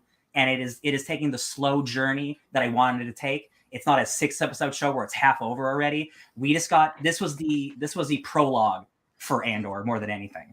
And I do agree with you, Ben. Once Stellan was introduced, the show really kicks in the high gear for me. It's shot beautifully. This is probably the best looking Star Wars thing, even like in terms of the movies, just because all of it looks so real. Because most of it's real. It's really nice. Yeah. I'm thrilled that we're here. Yeah. I would end up echoing a lot of what Ryan said. I think that there's such a blessing in knowing that there's 24 total episodes of this show, and we're only in the first 3. Yeah. And I'm like, oh, a real show. HBO Star Wars. And to feel that way, and to feel like I'm watching something that's actually about like people who live in the world of Star Wars, and it's not just like it's a bit or it's just for this one episode that we're kind of thinking about this, and it's like, nah, this is just about like, man, doesn't it kind of suck to live under the Empire's thumb in Star Wars? And it's like, oh, well, okay, yeah, all right, I'm into it. I like it. I like all of it. I think it looks really good. It does make me kind of retroactively not like some other Star Wars shows as much. But at least there's this one, and I'm glad they put the work in. Oh my God. There's like one shot specifically of one of the ships, and I'm like, I don't think I've ever seen a ship look this good in Star Wars. And it made me think about Kenobi, and I'm like, why, God? Just thank God. I'm just glad that Andor. It's real quick, it's so weird that Andor is the show that's getting the best budget, the best cinematography that the money can buy. And Kenobi is just like, yeah, give it like a side room, whatever. I think it feels very much like it's driven by the concept of, we know we have nothing to like prop the show up on. We're not propping it up on Ewan McGregor. We're not propping it up on Ahsoka or Cameos. little baby Yoda. We're trying to do it off of Diego Luna. Yeah. Did you like Rogue One? Diego Luna, more show. That's all they had to prop it up on. And so they were like, we gotta make sure that we make everything else work. And then it did because they put the work in. Yeah. This one actually really makes me, sorry, Ben, real quickly. This one actually really makes me like really question. Like, this thing is, this show looks expensive. Like, it looks expensive in a way that I haven't seen since Mandalorian season 1, quite frankly. Yeah. Yeah, no, for real, yeah. I would say I would push it even more. Yeah, so like I'm watching this and I'm thinking, and I'm looking at this, and I'm like, with how cheap Book of Boba Fett and Obi-Wan Kenobi looked, I'm shocked that this looks as good as it does, because my standards were brought so low by those shows. And I do have to like give them some amount of like during a pandemic, but at the same time, so was this. Yeah. Lord of the Rings was a pandemic show, everybody. Remember, I need everyone to remember that. Because look how that show looks. This stopped filming before Obi-Wan started. This show has been in development for so long. I have a question for the three of you, but before that, when Brandon was talking about how good the show looks, there were many moments in both episode 1, episode 2, and obviously episode 3. I'm watching the show, I was like, why couldn't Boba Fett look this good? Boba Fett's the one that kind of hurts the most for some reason. Like, yeah. Obi-Wan, I still got some pretty good Obi-Wan stuff, but Boba Fett was the letdown where I'm just like, oh yeah, why didn't you put money behind that? Why is that show held up by a shoestring? I'm different. I'm definitely different because I'm like, I can't believe Obi-Wan looks as bad in comparison to this. Yeah. Like the fact that there are episodes where it's like so dark and you can't make out most things. Yeah. And the just lame set construction of the cavern that they're hiding in. And I'm like, how did you let that world feel so sparse and Andor feels so lived in? This was supposed to be such a big moment for these pivotal Star Wars characters, and that came off looking cheap as shit. So I think I like Obi-Wan too, and you're absolutely right, Sparks, that Obi-Wan does look cheap as shit by comparison. You can like it and recognize that it looks entirely like a fake show.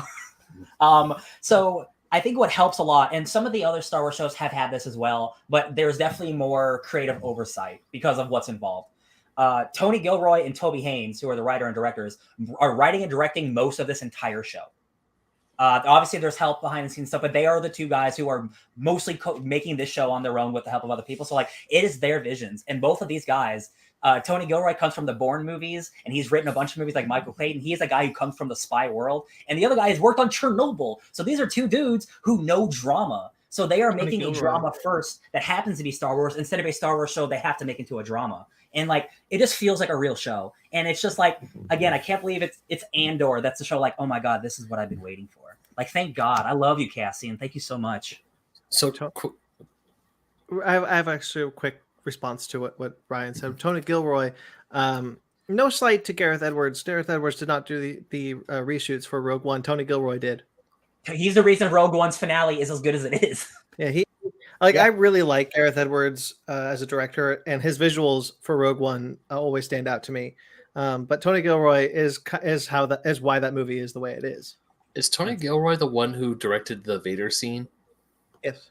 That scene wasn't originally in the no movie. Wonder I love the show so much. And not just that, they reshot the entire finale. Like the Scarif Beach scene is all Tony Gilroy. That's because Gareth Edwards thought he couldn't kill his main characters, and then the Kennedy shows. No. The characters are always going to die.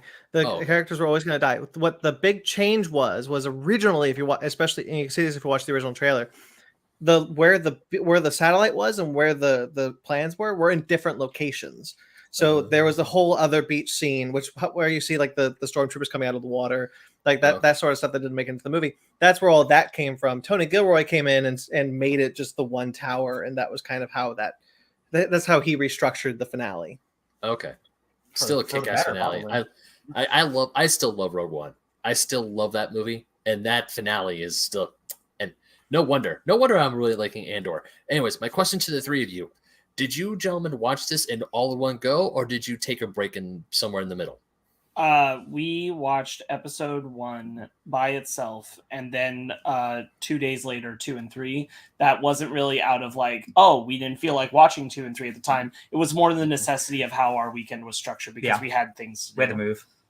Oh yeah, understandable. I did a similar thing, but I didn't wait a day. I watched the first episode and then I watched the last two the next day. I will say, like, on it, but episode 1, I liked everything that it was giving me, but like for episode 1, it wasn't propelling me enough. But by the time we got to episode 2 and 3, and I saw the flow that it was giving me, I really warmed up to it. But I think episode 1 on its own, like if it's just episode 1, I don't think it's particularly great as a standalone episode of TV. I will. Real quick, I want to rebuttal to what Ryan said just by saying that my experience when watching it was I was, like, all right, I'm really liking the way the show looks overall. But the thing that got me about it was twofold. It was one was the fact that it is very clearly told to us that was the first time Cassian had killed anyone. Yep. And that it was accidental. And then the panic reaction to kill someone else, I thought was really well executed. And the fact that was like our inciting incident for this whole story, I thought was really good and well crafted. And then the flashbacks to his time as a child told me already that we were doing a colonialism story. Hell yeah. Which you picked up on with the second episode. Yep. But that's where we were going. And I was like, great. Because they very purposefully don't subtitle them, which you were pointing out. You're like, why aren't they subtitling them? And it's because the whole point of what they want you to feel is that the Qunari are so obscure in the world of Star Wars that nobody understands them. They don't know basic. They have not encountered other races on a large scale. They've never seen a droid before. Yep. So that's the whole point, is you're supposed to feel like they're completely foreign to the rest of Star Wars. Yeah, I was watching the flashback scenes unfold, and I was actually really surprised at how well it was structured within the fabric of the story. The rest of the show and the flashbacks work in a really good way, where so that you're not constantly missing one or the other. You're enjoying the flow of the story as it's being presented to you. It's a subtle structure choice, but it works really well. Bringing me back to my Arrow days. Yeah, right. We got our first Star Wars brothel. Yo, man, talk about sex and Star Wars. Yeah, I was wondering if that was what that was. Yes, it was. Oh, bro, yeah, like we don't use our real names here. Come on, oh yeah. Yeah, no shit. So, in like episode 3, she takes her jacket off, and that's like the sexiest Star Wars has ever been. She's like, I'm taking my jacket off because we're about to bang. I'm like, that's a PG-13 Star Wars right there. Real quick, I want to acknowledge the check. We have Gail, I hope I'm pronouncing this right, Reagan. Sure. Ragan, I don't know. Anyways, they say, I believe most of the budget on Kenobi went to the actors, while on Andor it went to the sets. I believe that. I believe it cost Ewan McGregor a shit ton of money to get him back. I guarantee that. Yeah, probably. But you're Disney. You can put more money into that budget. No, it's true. It's a choice, because that's the thing, is it's a choice. Like regardless of if on the show side they decide how they allocated their resources and that they needed to spend this much to get Ewan McGregor back. It's also like, from a broader perspective, they can look at it and be like, well, we put this much work into what visually the show of Andor is going to look like. If we really want to sell what Star Wars looks like, why aren't we putting that money into Kenobi? Why aren't we putting that money into Book? It makes me, because you said, Brandon, that they were filming Andor before some of these other shows. It makes me think that Andor was so expensive. They're like, we can't do this again. Yeah, that's a good point. Maybe. Especially 12 episodes. To their detriment and loss. 100%. Mm-hmm. So they call Qunari an abandoned mining facility, an abandoned imperial mining facility, which I thought was interesting. It had an accident. Yeah, it had an accident. I thought it was interesting. I thought it was interesting that they did that, because it's actually a Republic mining factory. The Republic is still around when Cassian is that young, because you hear the girl say, the Republic frigate is on its way. Yes, I caught that too. I think that they're calling it, when they say it, I don't think that's a mistake or anything. I think they're calling it an Imperial mining facility because that's the official record. The Empire had taken over by the time that they decided to wipe out whatever was there. Yeah, I was mostly just saying that it creates an interesting look at the Empire. Just the kind of like, oh yeah, everything that was Republic, we're not going to differentiate. We've always been the Empire. It creates an interesting look at the Republic too, because for all intents and purposes, a Republic officer got up and shot an indigenous child with no forewarning or reason. Yeah. Now, you could argue that he was ill and acting out of illness. Yeah. Sure. That's what the yellow thing is. We do hear them talking about sickness. Mhm. Still pretty rough. I don't buy it. And we hear, it's late in the Clone Wars, so maybe the change has already happened. They're already Imperial officers in the Republic. Yeah. Aunt Petunia is his fake mom, and she kidnaps him real bad. That is who that was. I was looking. Yeah, I was yeah, trying to figure it out. Yes, I Fiona was Shaw. trying- We've talked about off and on. I've been bringing Fiona Shaw up for a while because she's a major role in Killing Eve and fantastic. So I've been very excited for her to show up here. I think she's great. Love her. We didn't get a lot of time with her. She's so good. I wish we got more. But I do like what she does.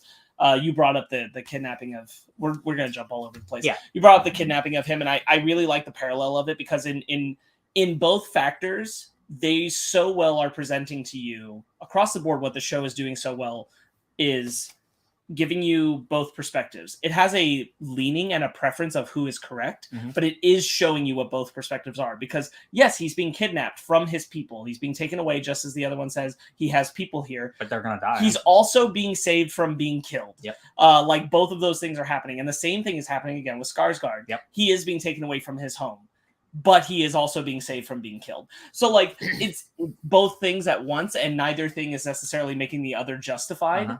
And you can see the same thing happening when they present, like, from the perspective of our deputy inspector, right? From his perspective... Oh, Mr. Blue Eyes? Yes. From his perspective, Cassian and his type are bad. Yeah. They have only hurt good, hardworking, Imperial employed men. They have attacked them unjustly from his perspective. Because that's the angle he sees. He's not he isn't there specifically. He is not there to see when they throw the girl against the wall and shoot the other one. Yep. He doesn't see that. He probably won't see a report about it either. These 3 episodes are like a little it's like a little movie into itself, and it's like shows you like how people become radicalized on both sides. Yes. And it's so good at that because you see Cassian and how he becomes a rebel, and you see Mr. Blue Eyes and how he's like definitely gonna become an Imperial, and he's like I'm in the right, and all these people are just bad. And all of them are talking correctly from like a perspective of not correctly, but like the blue armed militia guys, they are speaking from the perspective of like these were our guys, these were our brothers. How can we not do something about that? Yeah, and that only escalates the situation. And our original chief inspector clocked it correctly. He's like, they were at a place they weren't supposed to be, doing something they weren't supposed to do, with weapons they weren't supposed to have. They were probably money they weren't supposed to have. Yeah. They got into a fight. They got killed. It was their fault. Leave it alone. Because on some level, he understands that poking that bear only stirs the pot this direction. Yep. It's kind of like what the other guy said, the Scottish guy. He was like, there's pockets fermenting around the planets. And it's kind of like the older guy knows this, but doesn't want to make it exacerbated and make it worse. Right. Which this would do. I think it's such a smart interaction where he says, like, these men were murdered. No, these men got into a fight and lost. There's a difference. And I know just from looking at their record and what they had on them and who they are and where they were, I know that's what happened. I know they weren't doing this in the name of their law. They were doing something wrong. And he's like, we need to leave it alone. It's going to get worse. But the young one doesn't get that. He doesn't understand it because to him, this is just injustice. That Scottish guy was the commissioner in the Batman. Yes, he was. Oh, good actor. I didn't catch that. Anyways, even he was saying like the chief inspector, the old guy, he says is like, oh, I know one of these men. He was a squad leader on 4. Absolutely terrible person. He sucked. And I'm like, yeah, just let him. That guy is wound way too tight. And you got like some of these underlings talking like, why are we doing this? There's no point in doing this. And then he gets the other guy coming, the Scottish guy, and to talk about like kind of hype him up, like yes, you're right. We have to do this. And they're like, yes, I am in the right. And then everyone else is kind of like going like, what are we doing this for? The show does a really good job of showing the people who take this way too seriously. And the people who are there are just like, this is just what we do for a living. Like we come in, we clock out, we go home. Well, yes, like the Scottish guy, clearly not above Mr. Blue Eyes, but he can recognize that he can take advantage of him to get his way and to get the power where it's supposed to be. So he's absolutely a like-minded individual. He sees a like-minded individual, and he can turn him to the right because the Mr. Blue Eyes is very weak. He can't give a speech to save his life. His men are like, this guy sucks. Oh my god. I think that's all done really well, that we do get enough glimpses of the men to know that like they're not all convinced by the propaganda. They're not all convinced by the bullshit. Yeah. Some of them are there just to do their job. Yep. Some of them, when doing their job, see another person do their job incorrectly and take their gun from them. Yes. Like it's all kinds of levels of like who's invested in this and who isn't and who's just working. And again, it feels like real people. Right. Like, cause and everybody, no matter how good you are, has like shades of gray. Like it's that's why I love like shows like this. And like, it's really nice that we can dive into where Star Wars is generally about archetypes. We can dive into like real emotions and like real depth. And importantly, they do a good job of showing that they're correct. It is Cassian that they're after, but they never actually have enough actionable information to say he is the Canary man they're looking for. They never get that far. Not on screen. We're not given the information that they have correctly gotten their man for them to justify what they're doing. We don't get that information. Yeah. You could argue it's hinted because we do see the lady from the brothel come in, and she would have told them, but we don't know that she told them. So it's left vague and unclear that they actually know for sure Cassian's our guy. And it doesn't matter because the allegory that they're trying to pursue are cops doing these kinds of raids. Like that's so it deliberately the show wants you to think that like, hey, they want you to make that connection because a cop will stop you even if they don't have any actionable evidence against you. That's my point. That's why I'm saying I'm praising the show for doing it that way. Yeah. So, Ryan, you were going to say something. I interrupted. I sure was. I'll get to it. I'll figure it out. All right. I really like the way the town rallies around Cassian when they see the cops show up and they have all like everyone's ringing these kind of like these metal clanging on this metal around the town. And it's like confusing them and it's kind of like making them all anxious. And then when it gets quiet, it makes it even worse. Oh, it's so good. Love that. The reckoning line. And what's so great is there's no music playing during that scene. That's the only background noise in the scene is the clanging of the metal. And it's an incredible choice. And it lasts for a long time too. Like even in the background, like when Cassian and Stellan's character are talking, like you hear like ding, ding, ding in the background, like, oh, that's they're helping. That's nice.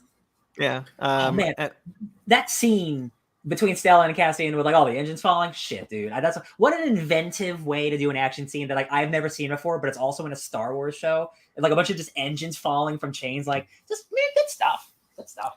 And that's just a great scene. The exchange between them is super well done. Oh, yeah. He knows so much about him and stuff. Oh yeah, it's spooky. You know what also is a good little snippet? I mean, it's not a full-on scene, but a great snippet.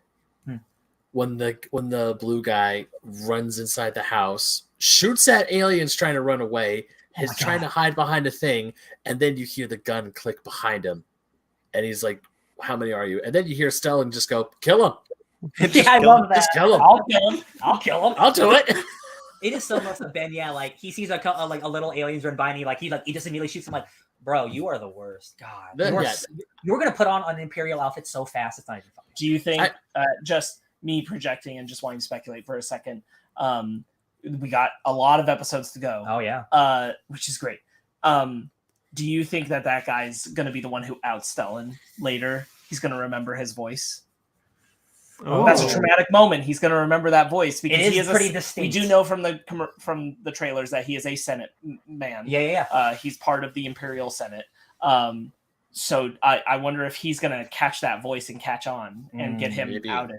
That's a good, like they'll have a chance meeting and he'll like, you sound familiar. Yeah. Or even worse, like hear him on a hologram or something and be like, oh, I know that voice. I'm just so excited for the Empire to get involved. Because like I'm so excited to see, like, I find Mr. Blue Eyes, even though I don't know his name, really compelling. Because like he's trying to do the right thing so bad. He's just really bad at it. He's so bad at it. He's just so really a bad person and doesn't know it. And I'm like, oh, I can't wait to see what you do. He's the guy who like unironically drank the Kool-Aid. Like, yes, the Empire is right. Oh yeah. Well, again, everything that happens in his life, like it's just pushing him in that direction. Even though like that's the only perspective he has. And I'm like, oh. Let's have a sit down with Cassian. It's fun. I hate that character so much. This is kind of like when I say I hate that character, it's kind of like a love-hate thing because the actor performing in this is doing an amazing job. Yeah. I mean, I want to say that this is probably a really bit of a stretch, but he reminds me of Joffrey Baratheon in a way, whereas you hate his guts, but you still want to know what happens next. He looks more like Ramsay though. He does look more like Ramsay, yeah. I think it is very important that like the way that they frame where he is and what he's experiencing, because again, like he's not seeing the violence his group commits. Yeah. He is only seeing radical, dangerous people Terrorists. that are getting in their way, terrorists that are getting in their way from trying to catch a murderer who murdered of his fellow people. men. Yeah. Perspective, man. And then gets that vehicle blown up and everything. Like it all falls apart in front of him. Yeah, his homies get blown up. Yeah. Also, I love how the second that a speeder shows up, I'm like, oh no, there's bombs on that thing. That's a distraction. And then you see the speeder bike go beep, boom. Love it. I really don't. Stellan Skarsgård is a great actor. He's a fantastic actor. This is the most fun I've seen him have in years. In just the one scene, he's delivering such an. It's almost too good for Star Wars. Like when we see him, like that scene talking to Andor, it's really good, and he's really good in it. Like he is chewing up that dialogue like it is Shakespeare. It's gonna sound bad, but it's because he's a real actor doing like real acting in like a real show. It's cool that Star Wars has had great actors, but they always kind of like know that they're in Star Wars. We know what we're doing, but what Tony Gilroy really wanted to do with this is to kind of like push the idea like, no, let's do a drama. This isn't Star Wars. Let's play this as a drama. Absolutely, I'm just imagining Stellan Skarsgård getting the script. He's like, man, the script is amazing. He arrives on set. Is this Star Wars? And like coming to the realization it's Star Wars. He's been in Marvel movies, yes. You're right. Sparks, what were we gonna say? No, I'm saying it really does come down to the writing, because like the actors will handle material with the deftness that the writing demands. And like, you can have talents like Ewan McGregor who are able to be so talented that they can elevate loftier writing that they are given, and then other talents that aren't in Star Wars. And then there's Star Wars writing where it's already just so solid that they already are able to just extrapolate the most out of it. And this show is an example of that, because everybody's getting to do it. It's not just Stellan. Stellan's a fantastic actor, so he's really getting to show, especially because his role allows him to really stretch with this. Absolutely. But it is everybody else in the show just has great dialogue. Yeah. Everybody's well written, absolutely. And coming from, again, I watched a couple months ago, I watched Chernobyl, which some people helped make that show, made this show, and Stellan Skarsgård is one of the stars of that show. And I'm like, it's just nice. Like he's a guy who brings it no matter what he's in. And I do agree, Brendan. He's really bringing it for this one, and I'm so excited that like he's not going to be like a one and done episode thing. Like he's in the show. I cannot wait to him and faking his shit. No, him faking his shit in the Senate. Oh yeah. The good politics. Yeah. Oh, dude, that's going to be the real surprise. Like, we're not going to get cameos of like famous people. Like, I want to see some fun. I want to see some senators. I want to see some people that we've seen before, but now they're like with the Empire or whatever. Like, oh, I recognize you from episode 3. You weird looking monster. I love the line where and it's in the trailer. It's like you just walk in like you own the place. They're so comfortable now that they think they can do no wrong. So you could rob them blind right under their nose, and it's a great moment. They can't imagine they can't even imagine someone like me getting in here. Getting in their home. Yeah. So someone, as long as you come in confident, they're not even going to look again. I love it. Yeah, and it's so cool because again, like it's one of those fun prequel things. Like we know where it ends up, but like the potential for drama is just so spicy. And like the showrunners have said, like this is a show with stakes, so we are going to meet a lot of characters who are going to die because it's a rebellion. And I'm like, it is nice to have, again, like it always comes down to like people dying for some reason, but like it is nice to have a show with stakes sometimes, because like I know Star Wars and these people aren't gonna die.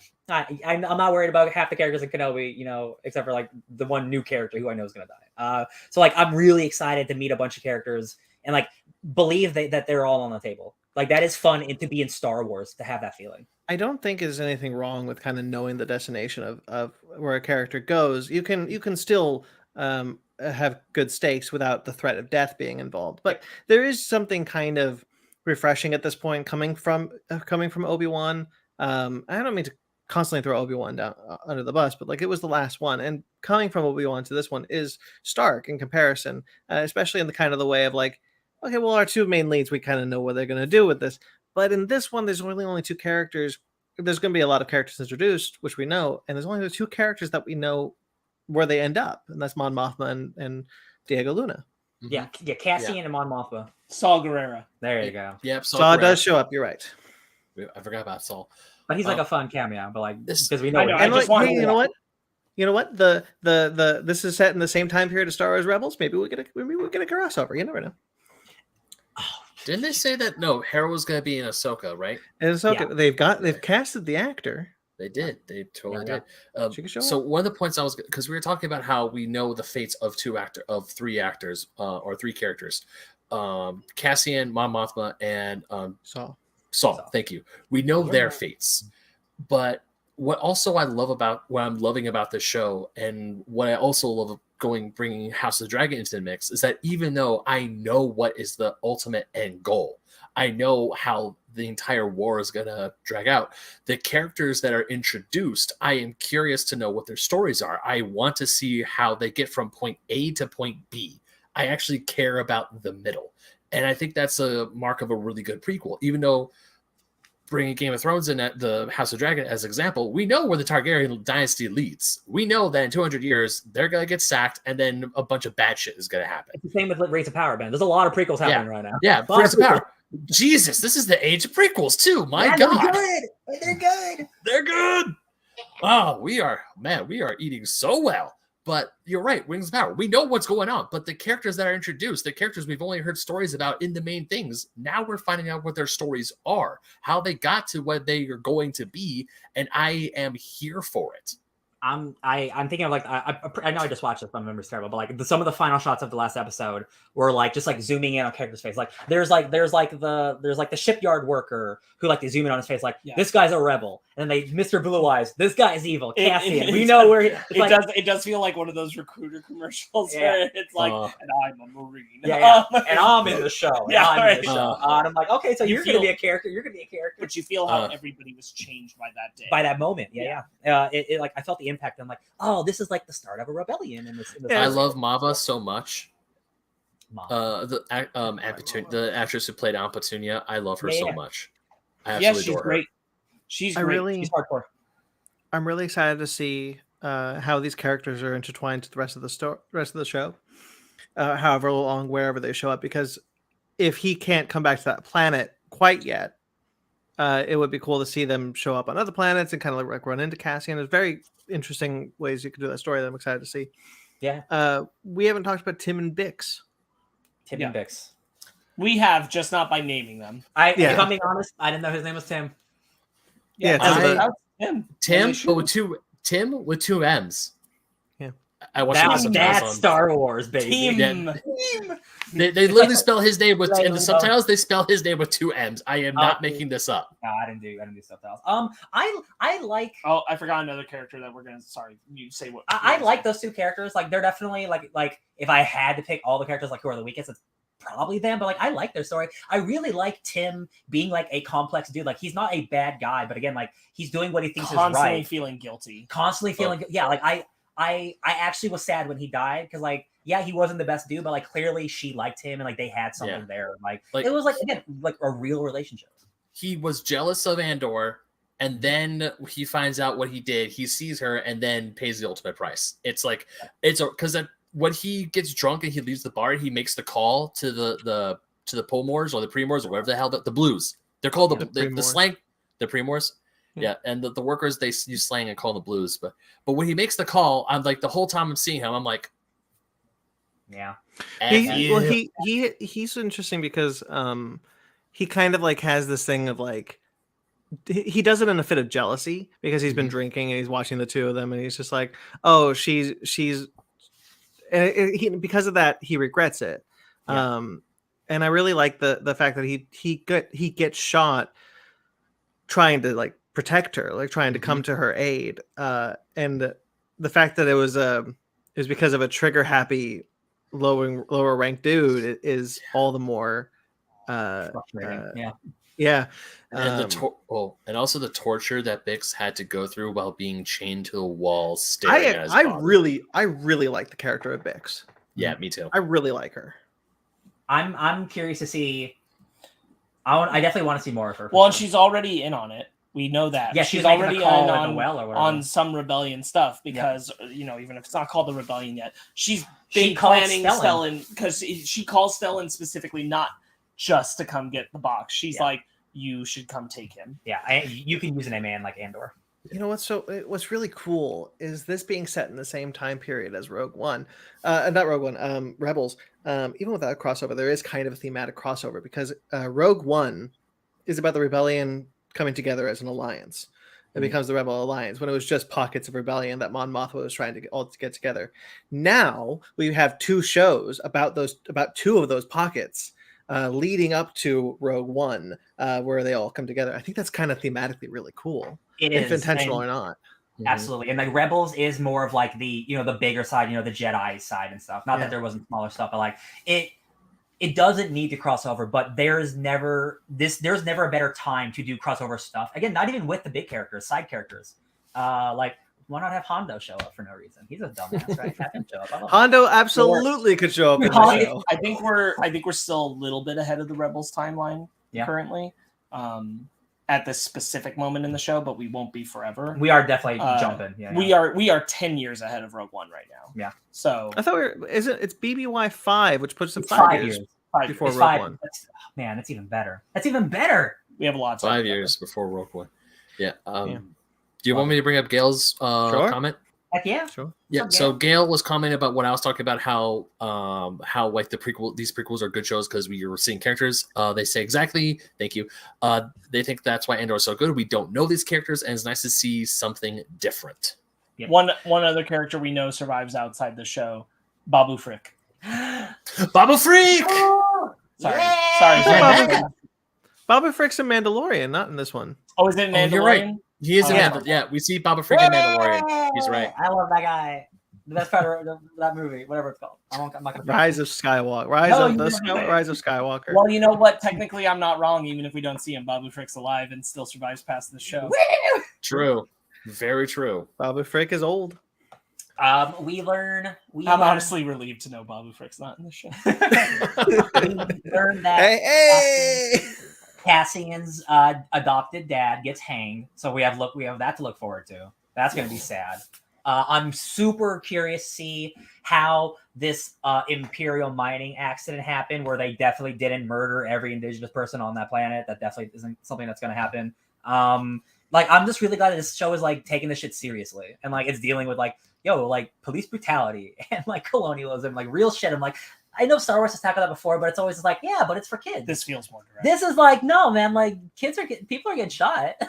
This is kind of the one that goes against George Lucas's whole like Star Wars is for 12-year-olds. I was like, is this one? This is the one where 12-year-old. This is the one where the 12-year-olds grew up and were like, nah, we're gonna make it darker. Sorry. I think, and I hate to like only circle a single point, but I think that the value of the show is the fact that it does give you the read where you can see the both sides of it. Mm-hmm. It's telling you who your heroes are. Yeah. It is telling you that there is a side you should be on, but it is showing you this is why they think this way. Yes. This is why they are radicalized against the good guys. This is how you go from being just like upset to being a bad person.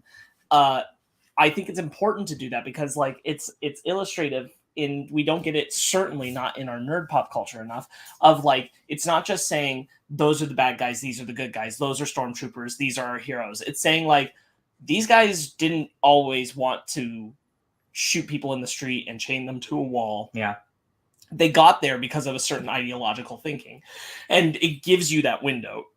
It's giving you that perspective into how they become who they are. Yeah, and that is the thing that I'm loving so much, that is showing us both perspectives. And that it's also saying, like, Cassian might be our hero, but Cassian also murdered 2 people in the street at the beginning of the show. He is a murderer.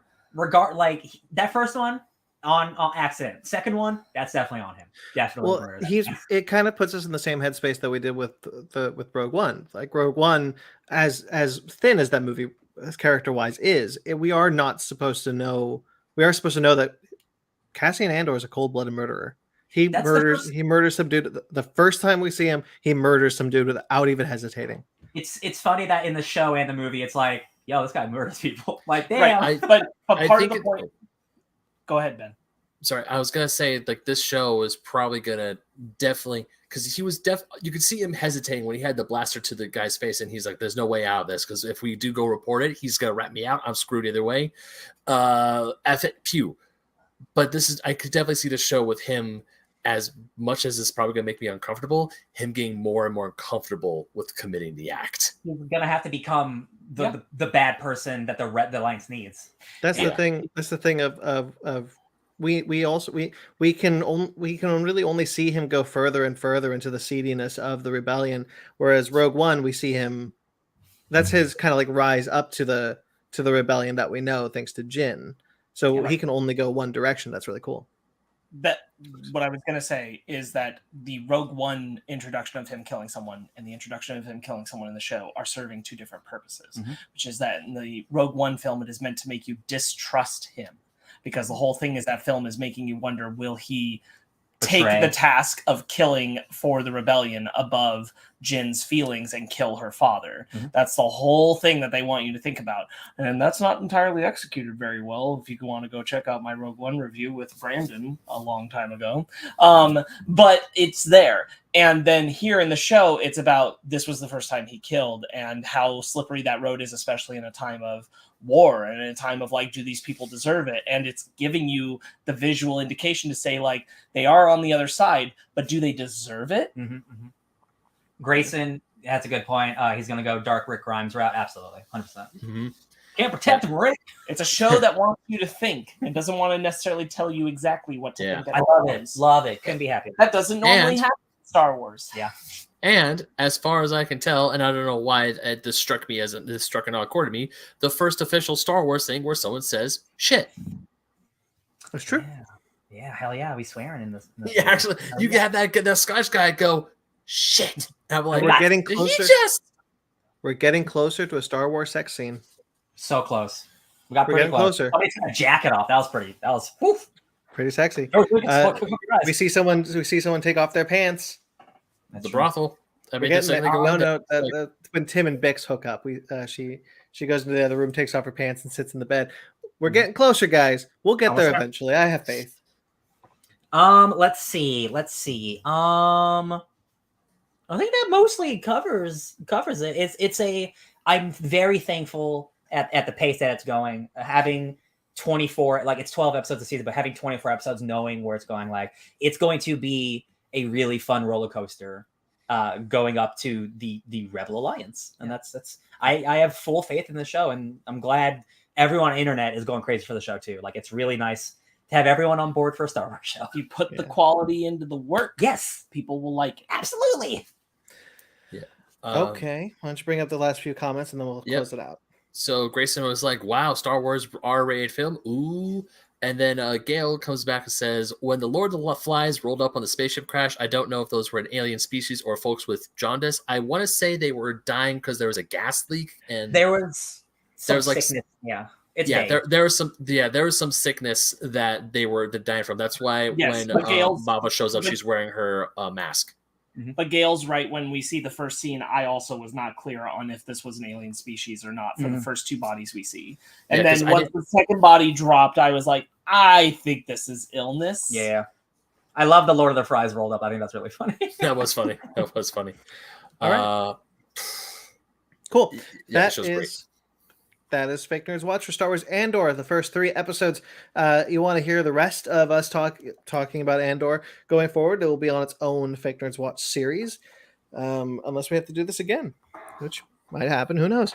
Time will tell. I don't know. I don't really want to close it out because whatever. Let's go into the book club then.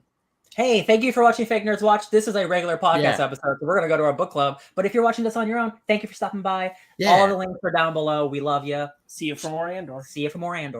Yep. Andor what?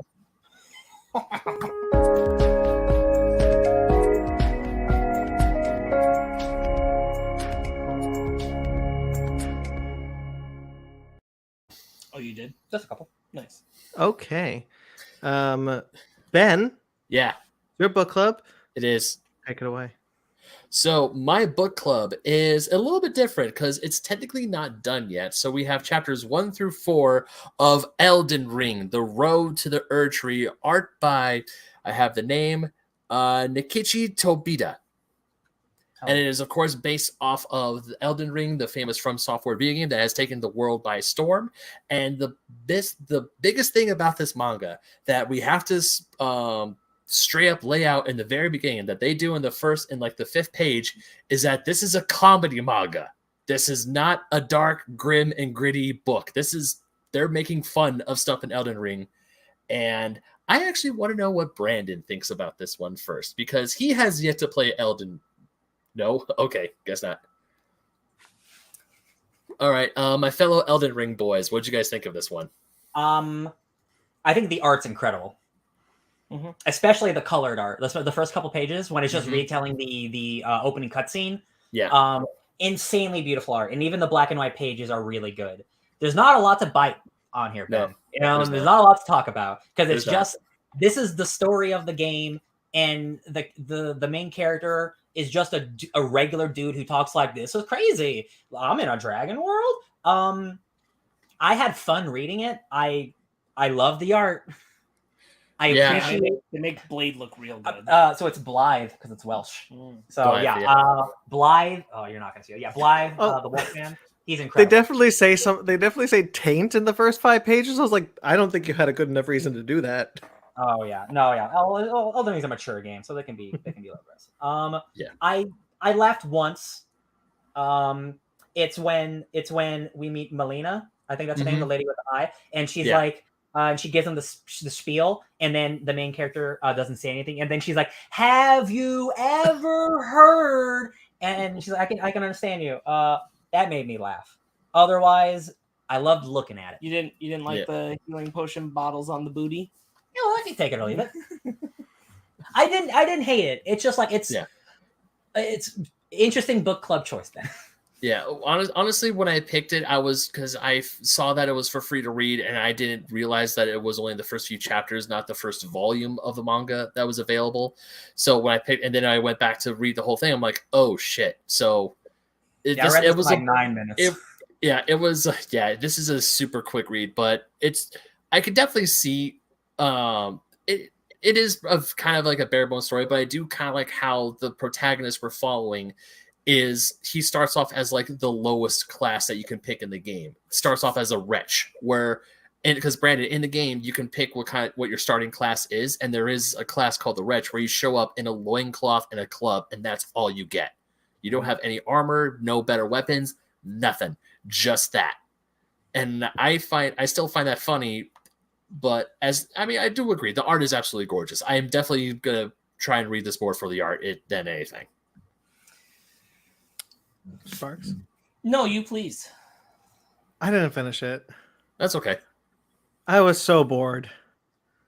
There was nothing, no references that I got, no humor that I thought was funny. I fell asleep, and I was like, you know what? That's a really good piece of art. Sorry, Ben. It's okay. It's okay. I think the best chapter is chapter 4 with Blythe. I think he's awesome. I do think I actually like. He's just a big dog. Like he chases a ball. Like I think that's cute. If the art alone, I think if you are a fan of either manga or Elden Ring, I think this is worth reading at least once just to check out incredibly beautiful artwork with a silly undertone. Yeah, very, very well visualized the world of the game. 100%. I will probably continue to read this as it comes out because again, it's really fast to read and it's gorgeous to look at. But again, it's a pretty light read. A lot of it. I'm pretty sure. Oh, what was that, Sparks? I was going to say a lot of it for me, as far as the humor, didn't totally work because it's all manga archetypes that you've seen time and time and time again. The Wolfman character acting like a dog, seen it, done it, loved it the first 25 times, getting a little stale. It's cute, but it's like there's nothing new in the world of manga with it. I am impressed with how well they visualized the world of Elden Ring and that they did it so quickly. That's pretty cool. But outside of that, like every archetype thing about a joke manga here, you've seen it. It is almost frustratingly like tropey. Mhm. Like it is like every like, especially with that main character, I'm like, no man, I've read a manga before. I get it. I've watched anime. I get what you're doing here. I've read the Dark Souls comic and it's awful. That's trying to be like a Dungeons and Dragons where there's like more words on the page than I've ever read in my life. And Dark Souls is not a very wordy game, so that's not what you do. And then we read the Bloodborne comic, which I think the art was great, but the story itself was kind of hit or miss. But I think I'd rather them try to do something more like Bloodborne than something like this. Because like I think if you don't play Elden Ring and read this, I don't think this is gonna make you want to play the game. Yeah, Because the I was art's actually really nice, but that's just the manga. Yeah, because one of the things when I first started reading this, it's like it's the preamble of when you start a new game in Elden Ring, and then I loved, and then once the piece of art is paneled, bless you, there was a panel of Millennia where you can see her eye through the slits in her helmet, and she looks terrifying. Oh yeah, and part of me was like, you know what? If this manga took the turn where it is a serious story, it is with her fighting Radon, that's such a good shot. That's such a good piece of art. But then if this, I mean, I get that they're like, hey, we have a super serious game, but we're gonna try and make it funny. But if they possibly kept it, no, we're gonna keep it serious, and we're gonna give a character and give them a story of why they want to become Elden Lord, of why they want to. Didn't we run into the same problem with the Legend of Zelda manga? How they kind of gave a generic character to Link. Oh yeah, yes. They did. I don't remember that one. Too far gone. It's been a while since, I think that was Ocarina of Time too. It's been a while since I read that one. They basically create a generic manga character that is Link. Huh? To assign him a personality. I think that this is a little different because like Link is his own established character, whereas your Tarnished is your Tarnished, and you can just interpret that differently. You can be anything you want. Yeah, so like interpreting the Tarnished in a different way here wouldn't necessarily like break against the code of the game, but like the fact that they're going for the comedy, it's not even that it's a comedy manga, it's a comedy manga doing every joke you've ever seen in a comedy manga. And I will be more lenient towards it because again, this is like one person making it, and it's a free webtoon. A webcomic, so like it's not like I paid $15 to read like a volume of this bad comic, right? It's a free thing one person's making, so like I will give it a lot of leeway, but like it's not for everyone, I'll say. Yeah, I agree. Again, I can't stress enough how beautiful the art is, though. I love it. Okay, well, anything else you guys want to add, or should we get out of here? Elden Ring. I do want to bring up Grayson's comment, not his never heard of Elden Ring liar.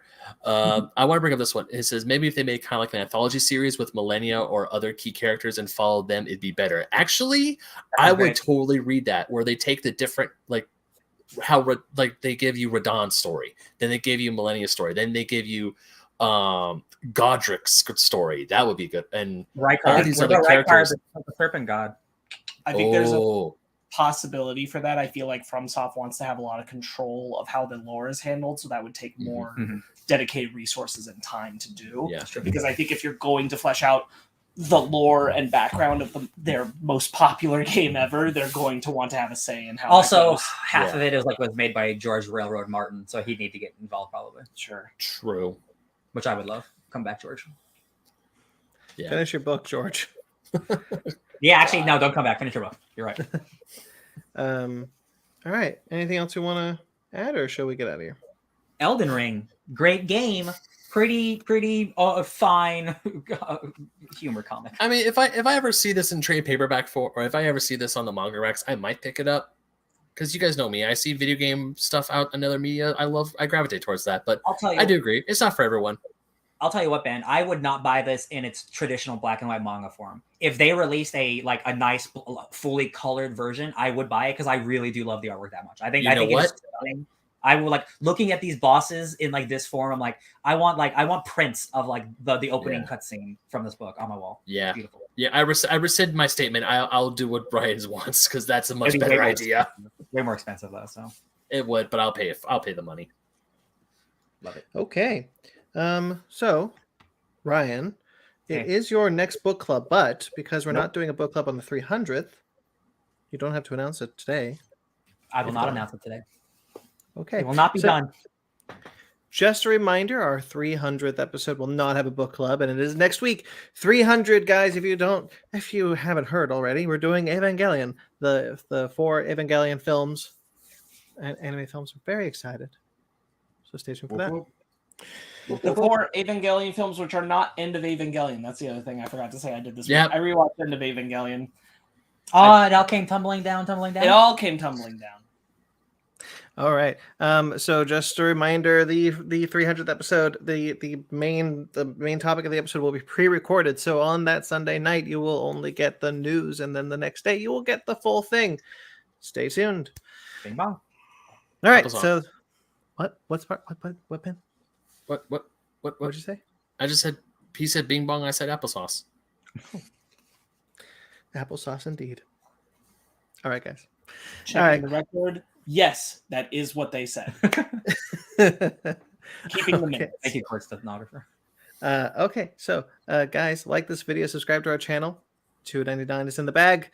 If you guys want to watch more Fake Nerds Watch episodes, you can of course check out our channel where we have tons. We will have more Fake Nerds for Andor, but we are also doing The Lord of the Rings, House of Dragons, House of the Dragon, House of the Dragon.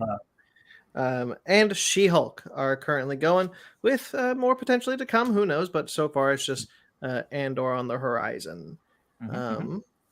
Cool. We also have Basement Arcade, where it's our video game Let's Play series. Basement Arcade Pause Menu, which is our video game discussion series.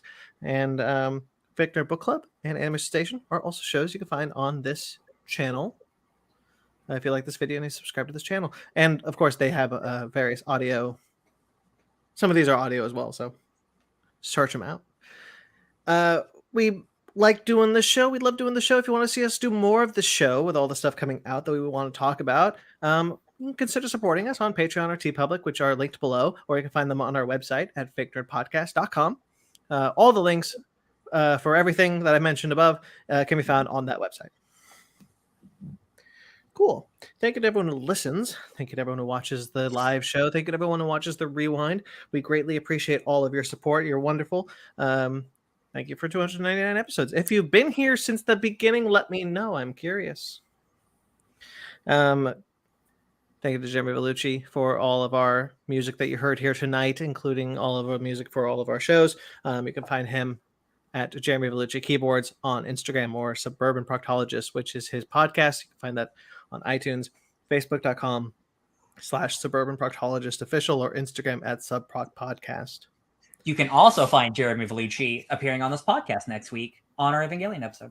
You are correct. Jeremy Vellucci will be on the show. Exciting. Thank you to Mike Matola for a couple of our logos, but most importantly for being such a cool guy who just released a Our Flag Means Death print. Go check it out. It is the fateful scene. If you know, you know. Did you see the news today, Brandon? It started filming. Steve Steed is back. Yeah, I'm excited. All right. And of course, various collaborations over the years. We love you, Mike. You can find him at Mike Patola on Instagram and TikTok. Fake Nerd Podcast on all social medias, Twitter, Instagram, and Facebook. FakeNerdGuys@gmail.com if you'd like to get in touch with us personally. I'm at BT McClure on Instagram and Twitter. You can also find my writings on Screen Rant, Atomic Geekdom, and KaiDramaMedia.com, where I am also an editor. Ben. You can find me basking in all the glorious fantasy that we are receiving at BenMagna27 on Instagram, Twitter, TikTok. And you can also find me writing for Old School Gamer Magazine, Fusion Gaming Magazine, and GoNintendo.com. And also, if you happen to be at Portland Retro Gaming Expo this October 14th, 15th, and 16th, guess what? Your boy's going to be there. So if you see me, come say hi, because I'll be doing a lot of walking around. I'll be doing a lot of talking. And it's going to be a good time. I'm excited. It's my first time ever going to Portland. Yay. Hell yeah. Exciting. Hell yeah. Sparks? Can you hear Sparks? this? Yeah. Can you hear the cat? Yeah. Yes. Great. You can find me cupping my tushy with glass flask healing bottles at Sparks Witty on Instagram and Twitter, SPARKZ Witty.